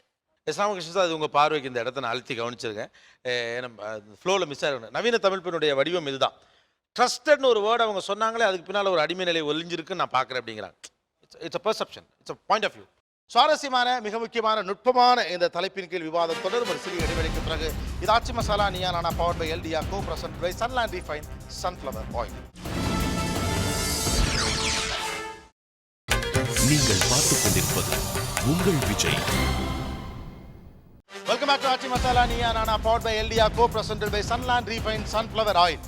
சமூகத்துடைய பார்வையிலிருந்து என்னுடைய கணவர் பார்க்கக்கூடிய இந்த வேலை அவ்வளவு கௌரவமான வேலையாக தெரியவில்லை. இவர் நல்லா சம்பாதிக்கிறாரு, நல்லா உழைக்கிறாரு, எனக்கு திருப்தி. ஆனால் ஊர் அதை வேற மாதிரி பார்க்குது, அதனால இந்த வேலை வேணாம் அப்படின்னு ஒரு லிஸ்ட் வச்சிருக்காங்க பெண்கள். ஆண்கள் என்ன சொல்லுகிறார்கள் பேசலாம். இந்த பொருளாதாரம் இது எல்லாத்தையுமே விட்டுருங்க, இது எல்லாத்தையும் தாண்டி அந்த வேலையினுடைய நேச்சர், அந்த வேலைக்குன்னு ஒரு இயல்பு இருக்குல்ல, அந்த வேலையே எனக்கு பிடிக்கலைங்கிறவங்க யார் யார்? ஐடி ஃபீல்டில் இருக்கிறதுனால அவங்க வந்து அந்த நான் என்னோட ட்ரெஸ்ஸிங் சென்ஸ்லேருந்து எல்லாமே அந்த மாதிரி பார்க்குறாங்க. ஆஹா. நான் வந்து ஐடி ஃபீல்டில் போகிற ஒர்க் பண்ணுற கேர்ள்ஸ் எப்படி இருக்காங்களோ அந்த மாதிரி இருக்கணும்னு சொல்லிட்டு ஃபீல் பண்ணுறாங்க. அதனால எனக்கு அந்த இது சுத்தமாகவே பிடிக்கல. இன்னொன்று அவங்களோட ஹெல்த் ஸ்பாயில் ஆகிறனால அவர் கூட இதையே ஜாபில் அவர் இருந்தாருன்னா என்னால் அவர் கூட ரொம்ப நாள் ஹாப்பியாக இருக்க முடியும் அப்படின்ற இது வரமாட்டேன்னுது. இப்போ எனக்கு என்னென்னா அவர் சம்பாதிக்கணும், காரு வீடு அந்த மாதிரி வாங்கணுன்ற ஆசை கிடையாது. ஊருக்கு போயிடலாம், வேணாம் சென்னை லைஃப் ஐடி லைஃப் வேணாம், ஊருக்கு போயிடலாம். அவருக்கும் அந்த ஆசை இருக்குது. ஆனால் அவர் ஐடி ஃபீல்டில் வந்து மைண்ட் செட் ஆயிடுச்சு, அந்த லக்ஸூரியஸ் லைஃப்க்கு செட் ஆயிட்டாரு. ஆசை இருந்தாலும் அவருக்கு வர்ற மனசு கிடையாது. ஓ, ஊர்ல போய் செட்டில் ஆயிரலாம், சிம்பிளான ஒரு லைஃப் லீட் பண்ணலாம்னு நினைக்கிறீங்க? எனக்கு அவர் டீச்சரா போனா போதும். இங்க 60 வாங்குறாரு, அங்க 30 வாங்கினா போதும். அதுக்கேத்த செலவு இங்க இருக்க வந்து கம்பேர் பண்ணும்போது நம்ம பையனை அப்படி வளர்க்கணும்னு அங்க கிடைக்கும். அங்க கிடைக்கும். அங்க இருக்க பசங்களோட ஆனா கம்பேர் பெரும்பாலும் இந்த மனசு யாருக்கு வர்றதில்ல, குறிப்பாக பெண்களுக்கு இல்லையா? உங்களுக்கே அப்படி தோணுது? அவர் ஹெல்த் ஸ்பாயில் ஆகும்போது நான் அவரை நம்பி தான் இருக்கேன். அவர் கூட ஹாப்பியா இருக்கணும், எனக்கு அவ்வளவுதான். அவர் என்னை நல்லா பாத்துக்குவாரு. உங்களுக்கு இந்த சிட்டி பிடிக்கலையா? நகர வாழ்க்கை சுத்தமா பிடிக்கல. ஏன் பிடிக்கல? நம்ம வாழ்றது வந்து கொஞ்ச காலம். அப்போ வந்து நம்ம பணம் காசு நம்ம கூட வரப்போறது கிடையாது. ஃபேமிலி, சொந்த பந்தம் எனக்கு வேணும். நான் போய் என் ஃபேமிலி கூட இருக்கணும்னு ஆசைப்படுறேன். இங்க தனியா எனக்கு கல்யாணத்துக்கு முன்னாடி தனிமை ரொம்ப பிடிக்கும். ஆனா கல்யாணம் ஆனதுக்கு அப்புறம் வந்து தனிமை பைத்தியம் பிடிக்கிற மாதிரி இருக்கு. அவர் ஐடி ஃபீல்டில் இருக்கிறது, நான் ப்ரெக்னெண்ட்டாக இருக்கும்போது எப்போ தூங்குறேன் எப்போ முழிக்கிறேனே தெரியாது. அவர் விடிய காத்தால 4 மணிக்கு வருவார். வந்து கதவை தட்டினா திறந்து கூட விட மாட்டேன், நான் தூங்கிடுவேன். அது ஒரு மாதிரி மைண்டு ஒரு எப்படி சொல்கிறது, ஒரு மாதிரி டிப்ரெஸ்ட் ஆயிடுச்சு எனக்கு. இதுக்கு ஐடியா நானும் சொல்லியிருக்கேன். என்னென்னா இப்போது ஸ்டாப் பண்ணிட்டா ஃபினான்ஸில் ஸ்ட்ரகிள் ஆகும். அதுக்கு பதிலாக நான் சம்பாதிக்கிற என்னோடய சேலரியில் நான் லைட்டாக இன்வெஸ்ட்மெண்ட் பண்ணுறேன். அதில் நீங்கள் ஏதாவது பிஸ்னஸ், ஒரு சின்ன பேபி ஷாப் அது எது வேணாலும் வைக்கலாம். இல்லை நீங்கள் சொல்கிறதெல்லாம் ஓகே, ஐடியாலாம் எல்லாருமே கொடுக்கலாம். ஏன்னா ஐடியா தானே அது நம்ம ஃபாலோ பண்ண போகிறது இல்லை. அதனால் எல்லாருமே கொடுக்கலாம். இந்நேரம் இவங்க நிறைய ஐடியா கொடுத்தாங்களே, உங்களுக்கு எதாவது ஃபாலோ பண்ண முடியுமா என்ன? அது மாதிரி தான், ஐடியா ஈஸி தான். இல்லை அவங்க என்ன சொல்கிறாங்கன்னா, ஏதாவது பேபி ஷாப் மாதிரி இங்கே சென்னையிலே வைக்கலாம், உனக்கு வந்து மைண்ட் ஃப்ரீ ஆயிரும் அப்படின்றாங்க. எனக்கு என்னென்னா எந்த ஒரு இதுவும் கிடையாது. எங்கள் ஃபேமிலியில் யாருமே அந்த மாதிரி கிடையாது, பிஸ்னஸ் பண்ணுறது கிடையாது. அந்த எந்த ஒரு சப்போர்ட்டும் இல்லாமல், எந்த ஒரு நாலேஜும் இல்லாமல் இங்கே பண்ணுறதை விட ஊருக்கு போயிட்டா நம்ம ஃபேமிலியோடு இருக்கலாம். ஹெல்த் நல்லாயிருக்கும், மைண்டு ஃப்ரீயாக இருக்கும். முன்னெல்லாம் அவர் கோவப்பட்டார்னா அழுவேன். இப்போல்லாம் அவர் கோவப்பட்டார்னா எதிர்த்து கோவப்படுறேன். அவரோட ஸ்ட்ரெஸ் எனக்கு வந்துருச்சு அப்படியே. ஏன் ஐடியா விட்டு வெளியில் போகக்கூடாது? ஊருக்கு அவங்க சொல்கிற மாதிரி, ஏன்னா எல்லாருமே வந்து கணவன் மனைவிக்காக சம்பாதிக்கிறோம், அவங்க சந்தோஷம், அவங்க குழந்தைங்களுக்காக இருங்கிறாங்க. ஒரு சில பேர் நிறைய சம்பாதிக்கிறதுக்காக பிஸ்னஸ் பண்ண சொல்கிறாங்க. இவங்க வந்து இதெல்லாம் வேணாம், ஊருக்கு போயிடும், ஒரு அமைதியான சிம்பிளான லைஃப்பை லீட் பண்ணுவோம், ஹெல்த்தை நல்லா பார்த்துக்குவோம், சந்தோஷமாக மனுஷன் மக்கள் தாய பிள்ளையோட இருப்போம் அப்படிங்கிறாங்க. இருக்குது, எனக்கும் இருக்குது, போகணும்னு ஆசை இருக்குது. ஏன் போக முடியல? செட் ஆயிட்டாங்க அவங்க அந்த கல்ச்சர்ல செட் ஆயிட்டாங்க. இருங்க அவர் பேசட்டும், லெட் ஹிம். அந்த கல்ச்சரில் வந்தாச்சு. இதுக்கு அப்பா இருந்த நிலைமை வேறு, அவர் நம்மளை வேற ஒரு ஸ்டேட்டஸில் அவரை பார்க்கணுன்னு என்னை பார்க்கணுன்னு அவர் நினச்சாரு. அந்த ஸ்டேட்டஸ்க்கு வந்தாச்சு. இதுக்கு மேலே என்னோட சன் எனக்கும் மேலே தான் நான் கொண்டு வரணும். எகைன் நான் திருப்பியும் என்னோட ஊரில் போனோன்னா அவனை அதுக்கு மேலே கொண்டு வர முடியாது. திருப்பியும் எனக்கு ஒரு டிரைவரின் மகன் கஷ்டப்பட்டு மேலே வந்தாச்சு, ஸ்டாண்ட் ஆஃப் லிவிங்கை மாற்றியாச்சு. ஆனால் திரும்ப அந்த வாழ்க்கைக்கு போக முடியாது. ஏன்னா 5 acres லேண்ட் இருந்தது, அக்ரிகல்ச்சர் பண்ணுறது எனக்கும் ரொம்ப பிடிக்கும். நான் ரொம்ப செக்யூர்டாக இருந்தேன். பிஃபோர் இந்த ஐடி ஃபீல்டுக்கு வரதுக்கு முன்னாடி ரொம்ப செக்யூர்டாக இருந்தேன். ஏன்னா எது இல்லைனாலும் என்னால் போய் விவசாயம் பண்ண முடியும் அப்படின்ற ஒரு நம்பிக்கை இருந்தது. பட் ஆனால் அன்ஃபார்ச்சுனேட்லி அந்த லேண்டை விற்க வேண்டிய சூழ்நிலை ஆகிடுச்சு. இப்போது இந்த வேலை இதுதான் என்னோட கண்டினியூவேஷன், ஃப்யூச்சர் எல்லாமே என் சனோட ஃப்யூச்சர் டிசிஷன் பண்ணுறது இதுதான். இதுக்கு மேலே நான் பிஸ்னஸ் பண்ணணுன்னா நான் சொன்ன மாதிரி சின்ன அமௌண்ட் வந்து அவங்களுக்கு நான் இன்வெஸ்ட்மெண்ட் பண்ணுறேன். நீங்கள் அதை பாருங்கள். ஏன் அதை வந்து இன்வெஸ்ட்மெண்ட் அவங்களுக்கு பண்ணி நான் அவங்களுக்கு கொடுக்குறேன் அப்படின்னா அப்போ தான் எக்ஸ்பீரியன்ஸ் கிடைக்கும். எந்த ஒரு பிஸ்னஸ் பண்ணாலும் அதோட நெகட்டிவ்னஸ் தெரிஞ்சாதான். இப்போ யூ கான் கோ பேக். ஏன்னா நீங்கள் சொல்கிற மாதிரியான ஒரு வாழ்க்கைங்கிறது உங்கள் அளவுலேருந்து மட்டும் நீங்கள் பார்க்குறீங்க.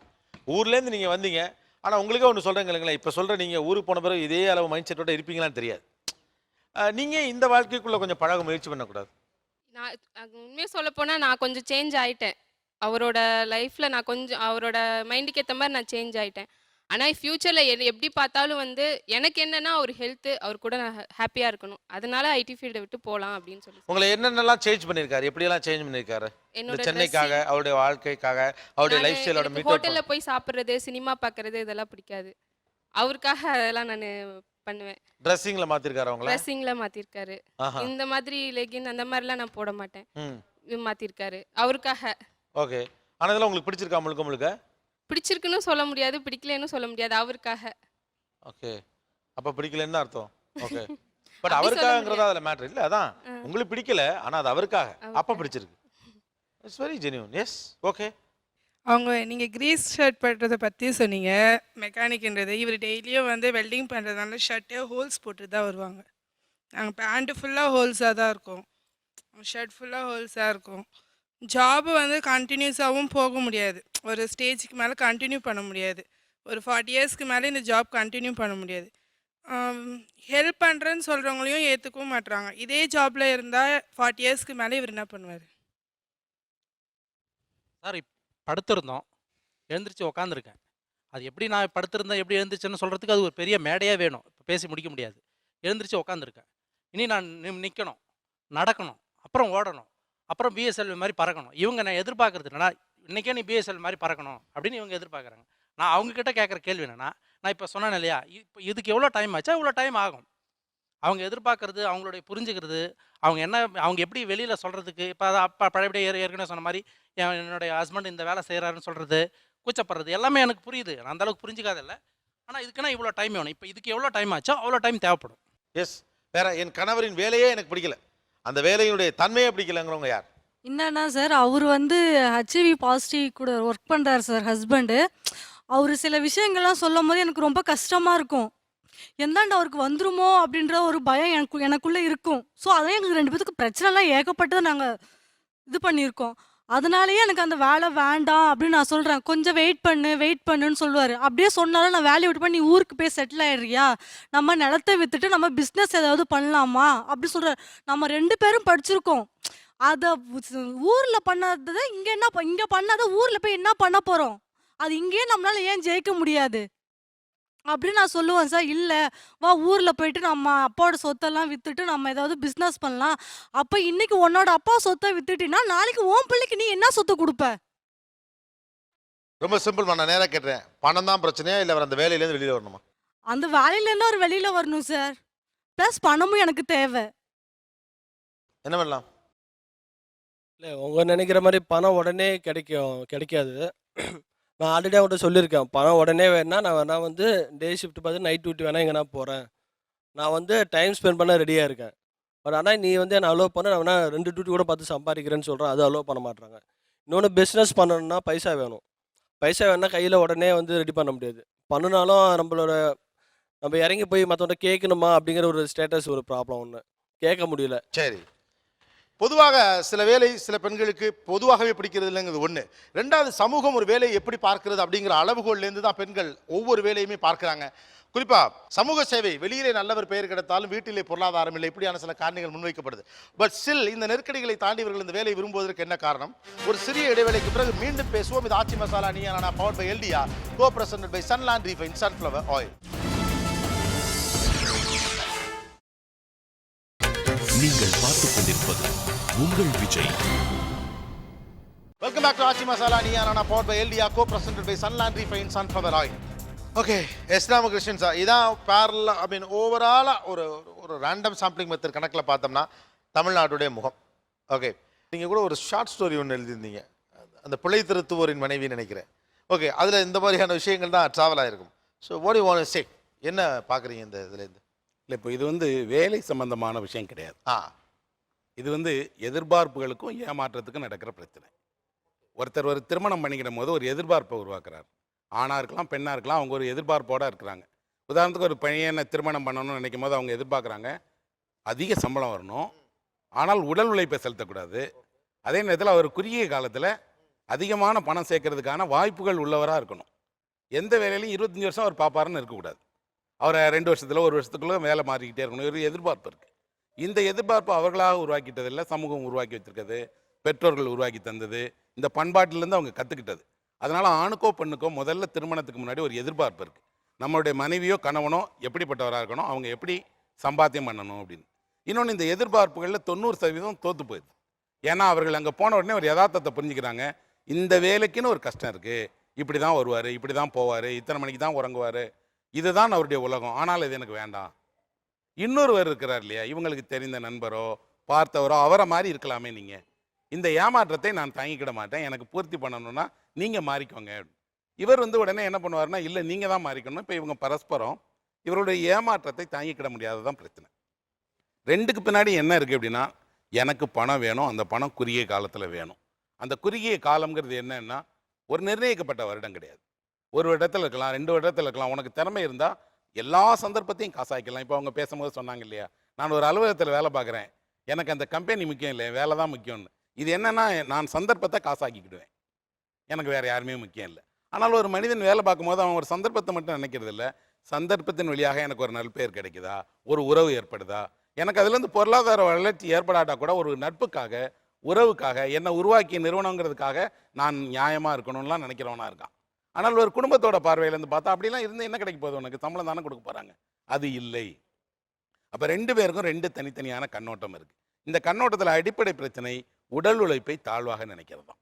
இப்போ மெக்கானிக் அப்படிங்கிறதுக்கு பதிலாக அவர் வந்து ஒரு நிறுவனத்தில் போயிட்டு அவர் தனக்கு ஒரு பேர் சுட்டிக்கிட்டாருன்னு எங்களை மேனேஜிங் டைரக்டர் எம்டின்னு வச்சுக்கிட்டாருன்னா அது நமக்கு ஒரு பிரச்சனையும் கிடையாது. ஏன்னா அவரை சொல்லும் போது வந்து அவர் எம்டியாக இருக்கிறாரு அப்படின்னு சொன்னான். இதே நேரத்தில் ஒரு கலெக்டர் போல் இருக்கிறதுலே உயரிய பதவிக்கு கூட இவங்க சொல்லக்கூடிய சகல பிரச்சனைகள் இருக்குது. அவர் வீட்டுக்கு இரவில் திரும்பி வர முடியாது, 24 மணி நேரமும் அவர் மக்கள் சேவை செஞ்சாகணும். இன்னொன்று அவர் வருமானமும் கூட அவர் மனைவிக்கு போதுமானதாக இல்லாமல் இருக்கும் அவங்களோட சர்க்கிளில். அப்போது இந்த வாழ்க்கையில் எது எது சரியானது எது தவறானதுன்னு இல்லை, எப்படி வாழ போகிறோம், வாழ்வதற்கு நம்ம ஏதாவது ஒரு கோட்பாடு இருக்கா, வழி இருக்கா? இப்போ யாராவது இவங்களில் ஒருத்தர் என்னோட அப்பா ஒரு மெக்கானிக்ங்கிறதுக்காக வருத்தப்படுவாங்களா? ஆக்சுவலா அது ஒரு கேள்வி.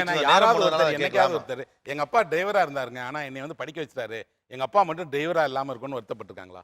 படவே மாட்டாங்க. கஷ்டப்பட்ட அப்பா டிரைவராக, மெக்கானிக்காக, கூலியாக இருந்து தான் இவர்களை எல்லாம் படிக்க வச்சு இந்த இடத்துக்கு கொண்டு வந்திருக்காங்க.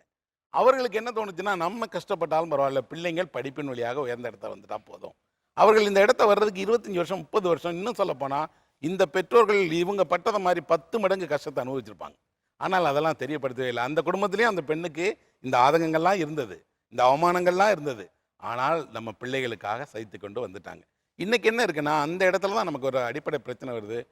நிறைய விஷயங்களை வீணாக கற்பனை பண்ணுறோம். நம்ம அந்த கற்பனையில் உண்மை இருக்குது, இல்லைன்னு சொல்ல மாட்டேன். ஆனால் அதை ஊதி பெருக்கினது மற்றவர்களை பார்த்து நம்ம கற்றுக்கிட்டதான்.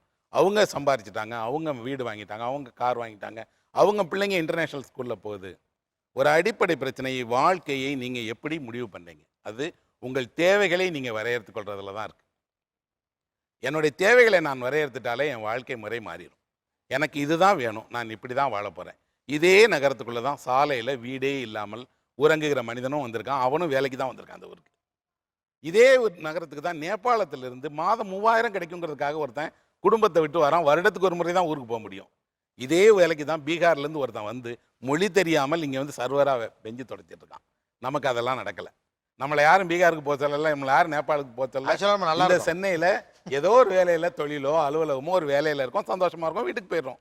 10 மணிக்கு போகிறார் ஒருத்தர், 8 மணிக்கு போகிறார், ஒருத்தர் 5 மணிக்கு போகிறார், அவரோட இயல்புக்கு தக்க போகிறாங்க. ஆனால் இவரை கொண்டு போய் நேபாளத்திலேயோ அஸ்ஸாம்லேயோ 3000 ரூபாய்க்கு வேலைக்கு போகணும் எந்த நெருக்கடியும் தள்ளலை.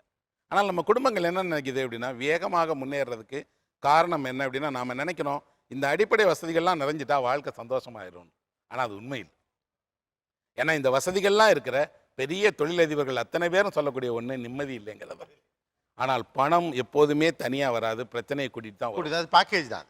இன்னொன்று பணம் போயிடும், பிரச்சனை இருந்துகிட்டே தான் இருக்கும். ஆணுக்கு என்ன பிரச்சனைனா கடந்த காலம்தான் பயம். நான் இப்படி இருந்தேனே, நான் எப்படி ஒரு சின்ன ஊரில் பிறந்து படித்து வந்திருக்கேன், அதுக்கு திரும்பி போயிட்டேன்னா என்ன ஆகுது? இந்த வேலைக்கு வர்றதுக்கே நான் எவ்வளோ கஷ்டப்பட்டிருக்கேன். 10 வருஷம் படித்து வேலைக்கு போய் ஆட்களை பிடிச்சி தயவு பண்ணி ஒரு நிர்வாகத்தில் போய் கேட்டு இன்றைக்கி ஒரு வேலைக்கு வந்திருக்கேன். எங்கே கடந்த காலத்துக்கு போயிடுவோங்கிற பயம் இவர்களுக்கு அதிகம் இருக்குது. அவர்களுக்கு எங்கே எதிர்காலம் வந்து பயமாக இருக்குமோன்னு இருக்குது. இவங்க 2 பேரும் 2 காலத்தினுடைய பிரதிநிதிகள் தான். ஆனால் ஒன்றா வாழ்கிறாங்க ஒரே வீட்டுக்குள்ளே. அப்போ 2 உலகமும் எங்காவது ஒரு இடத்துல விட்டு கொடுக்கணும். அது வந்து விட்டு கொடுக்குதுன்னா எனக்காக நான் உங்கள் ட்ரெஸ்ஸை போட்டுக்கிறேங்கிறதோ அல்லது எனக்காக நீங்கள் வந்து 7 மணிக்கு வாங்கங்கிறதோ இல்லை, புரிஞ்சுக்கிறது தான். ஒரு உதாரணம் சொல்வேன். வேலையே பார்க்காத ஒரு மனிதன் நான். இது வரைக்கும் எந்த அலுவலகத்தையும் போய் எந்த வேலையும் பார்க்கல.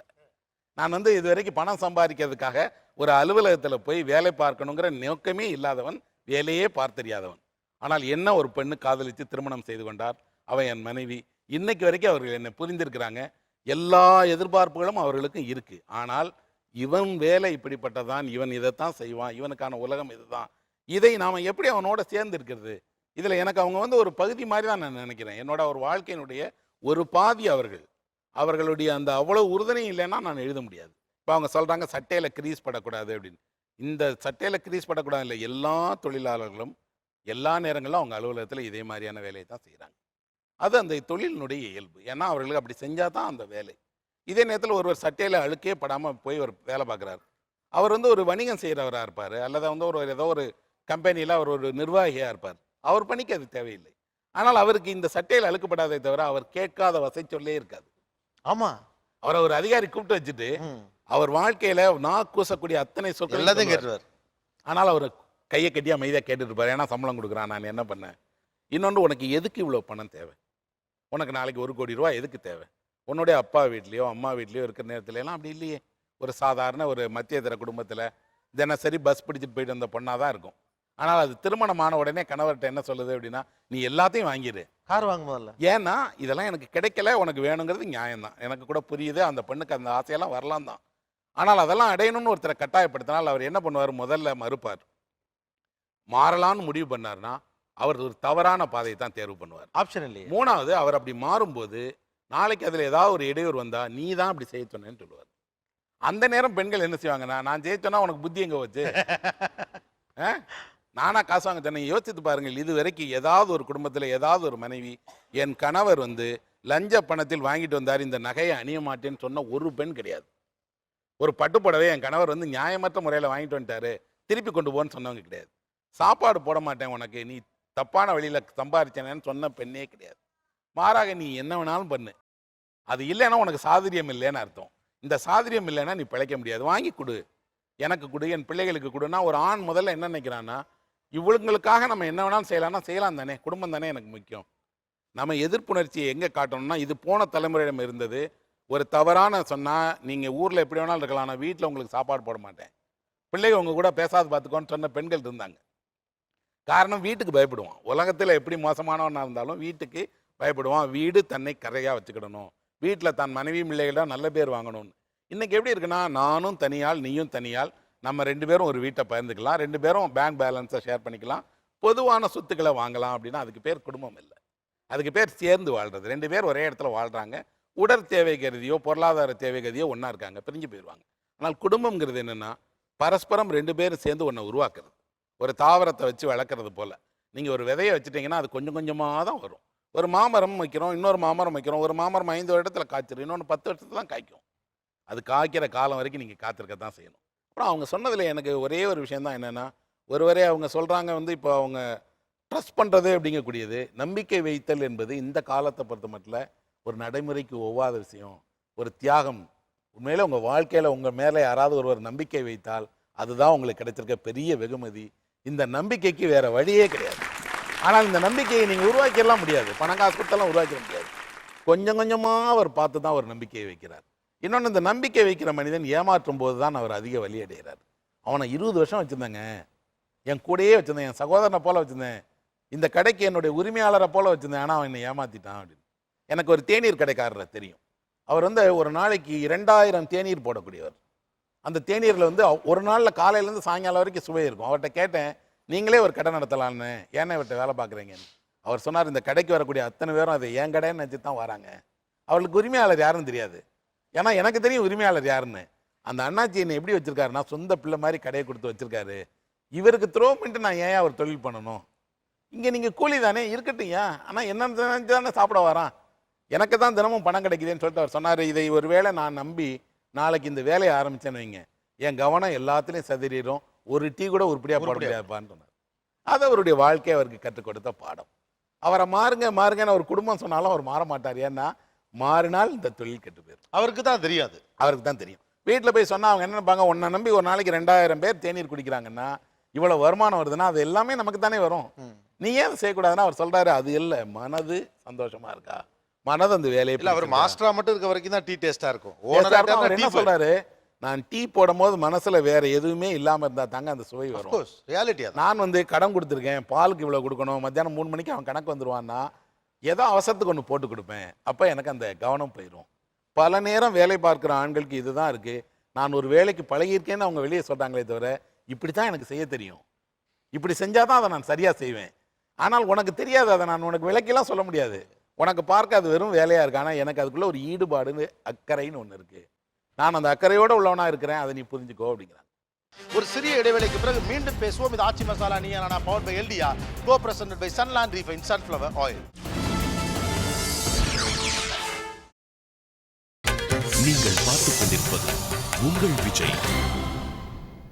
Welcome back to Aachi masala Neeya Naana, powered by எல்டியா, co presented by Sunland refine sunflower oil. எல்லாம் தாண்டி மூளை உழைப்பு மட்டும்தான் வேலைன்னு நம்பாததும், அது ரொம்ப முக்கியம். உடல் உழைப்புங்கிறதும் மூளை உழைப்புக்கு சமமான ஒன்று தான். இன்னும் சொல்லப்போனால் உடல் உழைப்பவர்கள் தான் அதிகமான அளவுக்கு தன்னுடைய நேரத்தையும் உடல் வலிமையும் செலவழிக்கிறாங்க. அவர்களுக்கு தான் குடும்பத்தோட தேவை அதிகம். ஏன்னா நல்ல உணவு கிடைக்கணும், நல்ல ஆரோக்கியம் வேணும். இன்னும் சொல்லப்போனால் நிறைய நேரங்களில் அவர்களுக்கு ஆபத்து வர்றதுக்கான வாய்ப்புகள் இருக்குது. அப்போ அவர்களுக்கான மருத்துவ உதவி செய்வதற்கு குடும்பம் தான் முதல்ல நிற்கணும். அப்போ அவங்க என்ன நினைக்கிறாங்கன்னா, நான் என் வாழ்க்கையை இந்த கடின பணியை செய்யும்போது இதில் இவ்வளோ வலி இருந்தாலும் என்ன சந்தோஷப்படுறேன்னா வீட்டுக்காக தானே செய்கிறேன். அந்த சந்தோஷம் இருக்குது. அதனால் நாம் இதை புரிந்துக்கணும் அப்படின்னு தான். இந்த 2 பக்கம் இருக்கக்கூடியவர்களுக்குமே இருக்கிற ஒரே நியாயம் என்னென்னா, நீங்கள் மற்றவரை புரிஞ்சுக்கோங்க. 2 பேருக்கும் ஒரே அக்கறை தான் இருக்குது. நம்ம நல்லா இருக்கலாம், நம்ம குடும்பம் நல்லா இருக்கலாம், 2 பேரும் விஷயத்தை நினைக்கிறாங்க. ஆனா எதிராக இருக்காங்க. இன்னொன்று, நான் சொல்வதை நீ கேட்கணுமா, நீ சொல்வதை நான் கேட்கணுமா, அது உண்மை இல்லை. இந்த 2 எதிர்பார்ப்புகளுமே யாரோ உருவாக்கி வச்ச எதிர்பார்ப்புகள் தான். உங்கள் அப்பா அம்மாக்களை கொஞ்சம் நேரம் யோசிச்சு பாருங்கள், உங்கள் தாத்தா பாட்டிங்களை யோசிச்சு பாருங்கள். அவங்க நிச்சயமாக இந்த மாதிரியான எதிர்பார்ப்புகள் இருந்தாலும் அதை தாண்டி எப்படி வாழ்ந்தாங்க. ஆக்சுவலாக உங்கள்கிட்ட ஃபைனலாக ஒரு கொஸ்டின் முதல்ல கேட்கணும்னு நினச்சது, அவர் எஸ் ராமகிருஷ்ணன் அவர்கள் கேட்டதுனால டக்குன்னு உங்கள்கிட்ட, உங்கள் அப்பா என்ன வேலை பார்த்தார்? டக்குன்னு சொல்லலாம். எஸ், பால் வியாபாரம். பால் வியாபாரம். பக்கத்தில் எங்கள் அப்பா மாடு வச்சுட்டு பால் வியாபாரம் பார்க்குறேன். மாடு வைத்து பால் வியாபாரம். போஸ்ட்மேனாக இருந்தாங்க. போஸ்ட்மேனாக இருந்தாங்க. போலீஸ் டிபார்ட்மெண்ட்டில் இருந்தாங்க. போலீஸ் டிபார்ட்மெண்ட்டில் இருந்தாங்க. என்னவா இருந்தாங்க? எஸ்ஐயாக இருந்தாங்க. எஸ்ஐ, சப் இன்ஸ்பெக்டராக இருந்தாங்க. பக்கத்தில் பஸ் டிரைவர். பஸ் டிரைவராக இருந்தாங்க. மரம் அறுப்பு மில் வச்சுருந்தாங்க. மரம் அறுப்பு மில் வச்சுருந்தாங்க. லைப்ரரியனாக இருந்தாங்க. லைப்ரரியில் லைப்ரரியனாக இருந்தாங்க. ஓகே. Security officer. செக்யூரிட்டி ஆஃபீஸராக இருந்தாங்க. பந்தல் கான்ட்ராக்டர். பந்தல் போடுவாங்க. பந்தல் கான்ட்ராக்டர். சொந்தமாக வச்சு இது பண்ணுறாங்க. Painting contractor. Painting contractor. விவசாயம். விவசாயம். விவசாயம். டெய்லர். டெய்லர். கடை வச்சிருக்கேன். என்ன கடை? Crockery items. Crockery items. சரி. அப்பா 4th படிக்கும் போதே இறந்துட்டாங்க. அம்மா தான் வளர்த்தாங்க. அம்மா என்ன வேலை பார்த்தாங்க? அம்மா விவசாயம். விவசாயம் வந்து காப்பாத்துறாங்க. பக்கத்துல மெடிக்கல் ஷாப் வச்சிருக்கேன். Medical shop. அன்றாட கூலி விவசாயம் தான். அன்றாட கூலி விவசாயம். டிரைவராக இருந்தாங்க. Driver. Wholesale Cadbury's Nestle sub டீலராக இருந்தாங்க. Wholesale products Cadbury's Nestle sub dealer. Okay. Sub dealer டிஸ்ட்ரிபியூஷனில். ஓகே. ஆக்சுவலாக உங்கள் அப்பாக்கள் யாருமே நீங்கள் சொல்கிற எதுலேயுமே இல்லை. பெருவாரியானவர்கள் விவசாயம், போஸ்ட் மாஸ்டர், கவர்மெண்ட் ஆஃபீஸில் ஒரு எளிய வேலையில் தான் இருந்திருக்காங்க. யாராவது எங்கள் அப்பா இந்த வேலைன்னு சொல்ல கூச்சப்படுறீங்களா? எவ்வளோ பேர் உங்கள் அப்பா இந்த வேலை பார்த்து என்ன ஆளாக்குனாருன்னு பெருமைப்படுறீங்க? உடனே வருது கை. ஏன் அது மட்டும் அப்பா வந்து இப்போ அதே அப்பா மட்டும் அப்படி வருது? அப்போ உங்கள் அம்மா பாவம் இல்லையா? எனக்கு லாஜிக்கே புரியல. ஆக்சுவலாக இது ஒரு மனநிலை தான். ஆனால் இதை ரொம்ப நாணயமாக பார்க்க வேண்டியிருக்கு. ஒரு அருமையான விஷயம் எஸ் ராமகிருஷ்ணன் சொன்னாங்க. ஒரு லஞ்ச பணத்திலிருந்து வருகிற பணம் அல்லது தவறான வழியில் சம்பாதிக்கக்கூடிய பணம் ஒரு பெண்ணினுடைய கைக்கு வருகிற போது அவள் நோன்னு சொல்ல கொஞ்சம் யோசிக்கிறா. அது கொஞ்சம் இயல்பாக கூட இருக்கு. பட் ஒரு பெண் அதுக்கு நோ சொன்னாலே நாட்டில் பெரிய அளவு கரப்ஷன் இல்லாமல் போயிடும். இந்த ஷோவில் வந்து பேசின ஒரு அம்மா, ஒரு போலீஸ், அவருடைய மனைவி, அந்த அம்மா அந்த பாயிண்ட் சொன்னாங்க. ரொம்ப ஆச்சரியமா இருந்தது. நம்ம எல்லாருக்கும் இந்த சமீபத்திய சில வருடங்கள் ஃபாஸ்ட்டாக குயிக்காக பணம் பண்ணுறதுக்கு பேர் ஸ்மார்ட்னஸ்னு சொல்லி தருது. அது என்னன்னே தெரியல எனக்கு. இன்னொரு சிக்கல் இங்கே என்ன இருக்குன்னா, இவங்களுடைய வேலையினுடைய எல்லா விஷயங்களையும் நீங்கள் இங்கே பகிர்ந்துக்கிறது இல்லை. ஏன்னா இவங்களுக்கு புரியாதுன்னே நினச்சிக்கிட்டு சம்பளத்தை மறைக்கிற மாதிரியே வேலை பற்றி ஏதாவது விவரம் கேட்டால் ஏங்க ஒரு மாதிரி இருக்குன்னா, உனக்கு ஒன்றும் தெரியாது, சும்மா இரு, உனக்கு ஒன்றும் தெரியாது, அப்போ தெரியாதெல்லாம் அப்படி தான் பேசுவாங்க. அப்புறம் மட்டும் ஏன் கோவம் வருதுன்னு. இந்த வேலையினுடைய யதார்த்தங்கள் பற்றியும் அதனுடைய பாசிட்டிவ் நெகட்டிவ் ரெண்டை பற்றியும் ரொம்ப கேஷுவலாக ஒன்று தான் நம்ம சொல்கிறோம். ஒன்று உனக்கு தெரியாதுன்னு சொல்கிறோம் சில நேரங்களில். சில நேரங்களில் என்னென்னா அதனுடைய கஷ்டத்தை மட்டும் சொல்கிறோம். நான் மனுஷன் எவ்வளோ கஷ்டப்பட்டு இங்கே வந்துட்டு இருக்கேன், இப்போ கேள்வி கேட்டுக்கிட்டு இருக்கேன். அப்போ எப்போ தான் அவங்க நம்மளை கேள்வி கேட்குறது? இந்த உலகத்தில் பார்க்குற வேலையில் எந்த வேலையுமே நல்ல வேலை கெட்ட வேலையெல்லாம் கிடையாது. அறத்துக்கு புறம்பான வேலையெல்லாம் தவறு, அறத்தோடு செய்யக்கூடிய எல்லா வேலையும் சரிதான், அவ்வளோதான். இதெல்லாத்தையும் தாண்டி ஒரு வேலையில் ஒரு சின்ன சமூக பார்வை எப்பொழுதுமே இருக்கணும். நான் வேலை பார்ப்பது மதுக்கடையில் தான், ஆனால் நான் குடிக்க மாட்டேன். எனக்கு அதை விட ரொம்ப முக்கியமாக பிடிச்சிருந்த விஷயம் என்னென்னா, அவர் குடிக்க மாட்டேங்கிறது அவருடைய கேரக்டராக இருக்கலாம். நிறைய பேருடைய வாழ்க்கையை கெடுக்கிற அல்லது நிறைய பேருடைய வாழ்க்கையில் விளையாடுகிற, அவங்க குடும்பத்தையே புரட்டி போட்டுற இந்த குடிக்கிறவங்களுக்கு அதை எடுத்து கொடுக்குற வேலையை நான் பார்க்குறேனே, என்னால் 4 குடும்பம் மறைமுகமாவது கெட்டு போதேன்னு மனசறிஞ்சு வருத்தப்பட்ட அந்த நாணயத்துக்கு இந்த பரிசு. வாங்க சார். திருச்சி வாங்க. திருச்சி மங்களன் மங்கள் வழங்கும் கிஃப்ட் வவுச்சர். வாங்கம்மா. ஏன்னா இந்த வார்த்தையை அவங்க சொன்னப்போ ரொம்ப சந்தோஷமாக இருந்தது. உங்களுக்கு தான் ஃபஸ்ட்டு இறக்குனேன். 4 குடும்பம் நல்லா இல்லாமல் போயிடக்கூடாதுன்னு கவலைப்பட்டதுக்காக வாழ்த்துக்கள். ஆல் தி பெஸ்ட்மா. சிம்பிளான வாழ்க்கை போதும், கொஞ்சம் சம்பாத்தினால் மாதம் ஏதோ சம்பளம் வந்துக்கிட்டு இருக்கு, அந்த வாழ்க்கையை விட்டுட்டு உடம்புல சட்டையை கழட்டி போட்டு அட்டை போட்டி தூக்கிக்கிட்டு போன என் புருஷனை பார்த்து எனக்கு அழுக வந்துச்சுன்னு சொன்ன அந்த சிம்பிள் வாழ்க்கை. வாங்க. Yes, Trichy London hardwares and plywoods வழங்கும் ஒரு கலர் டிவி. நீங்க யா, தேங்க்யூ. எஸ் ராமகிருஷ்ணன் ஒரு அழகான விஷயம் சொன்னார். வாழ்க்கை என்பது பணத்தால் தீர்மானிக்கப்படுறதில்ல. அன்ஃபார்ச்சுனேட்லி அது பணத்தால் தான் தீர்மானிக்கப்படுது. நமக்கு அடிக்கடி நம்ம சமாதானம் சொல்லிக்கிறோம். ஆனால் இவங்க மாதிரி யாராவது ஒருத்தர் வந்து அதை அடித்து இல்லைன்னு திரும்ப மாற்றிக்கிட்டே இருக்காங்க. அதை சாதாரணமாக சமூகத்தை பார்க்கிறவர்களும் வாழுகிறவர்களும் கூட அந்த ஒரு பாயிண்ட் ஆஃப் வியூக்கு வர்றது ரொம்ப அழகான ஒரு விஷயம். பணங்காசுலாம் வேணாம், ஆரோக்கியமாக இருப்போம், நம்ம மனுஷங்களோடு இருப்போம், சந்தோஷமாக இருப்போம். Let's lead a simple life in our own place. நம்முடைய சொந்த ஊருக்கே திரும்பி போவோம். எனக்கு காசு வேணான்னு சொன்னதுக்காக வாங்க டோனட் ஹவுஸ். ஏன்னா வாழ்க்கை என்பது பணத்தால் தீர்மானிக்கப்படலை, உறவுகளாலும் உணர்வுகளாலும் தீர்மானிக்கப்படுகிறதுன்னு இவர் சொன்ன அதே பாயிண்ட் என்டாஸ் பண்ணாங்க. வாழ்த்துக்கள் சார், கொடுங்க.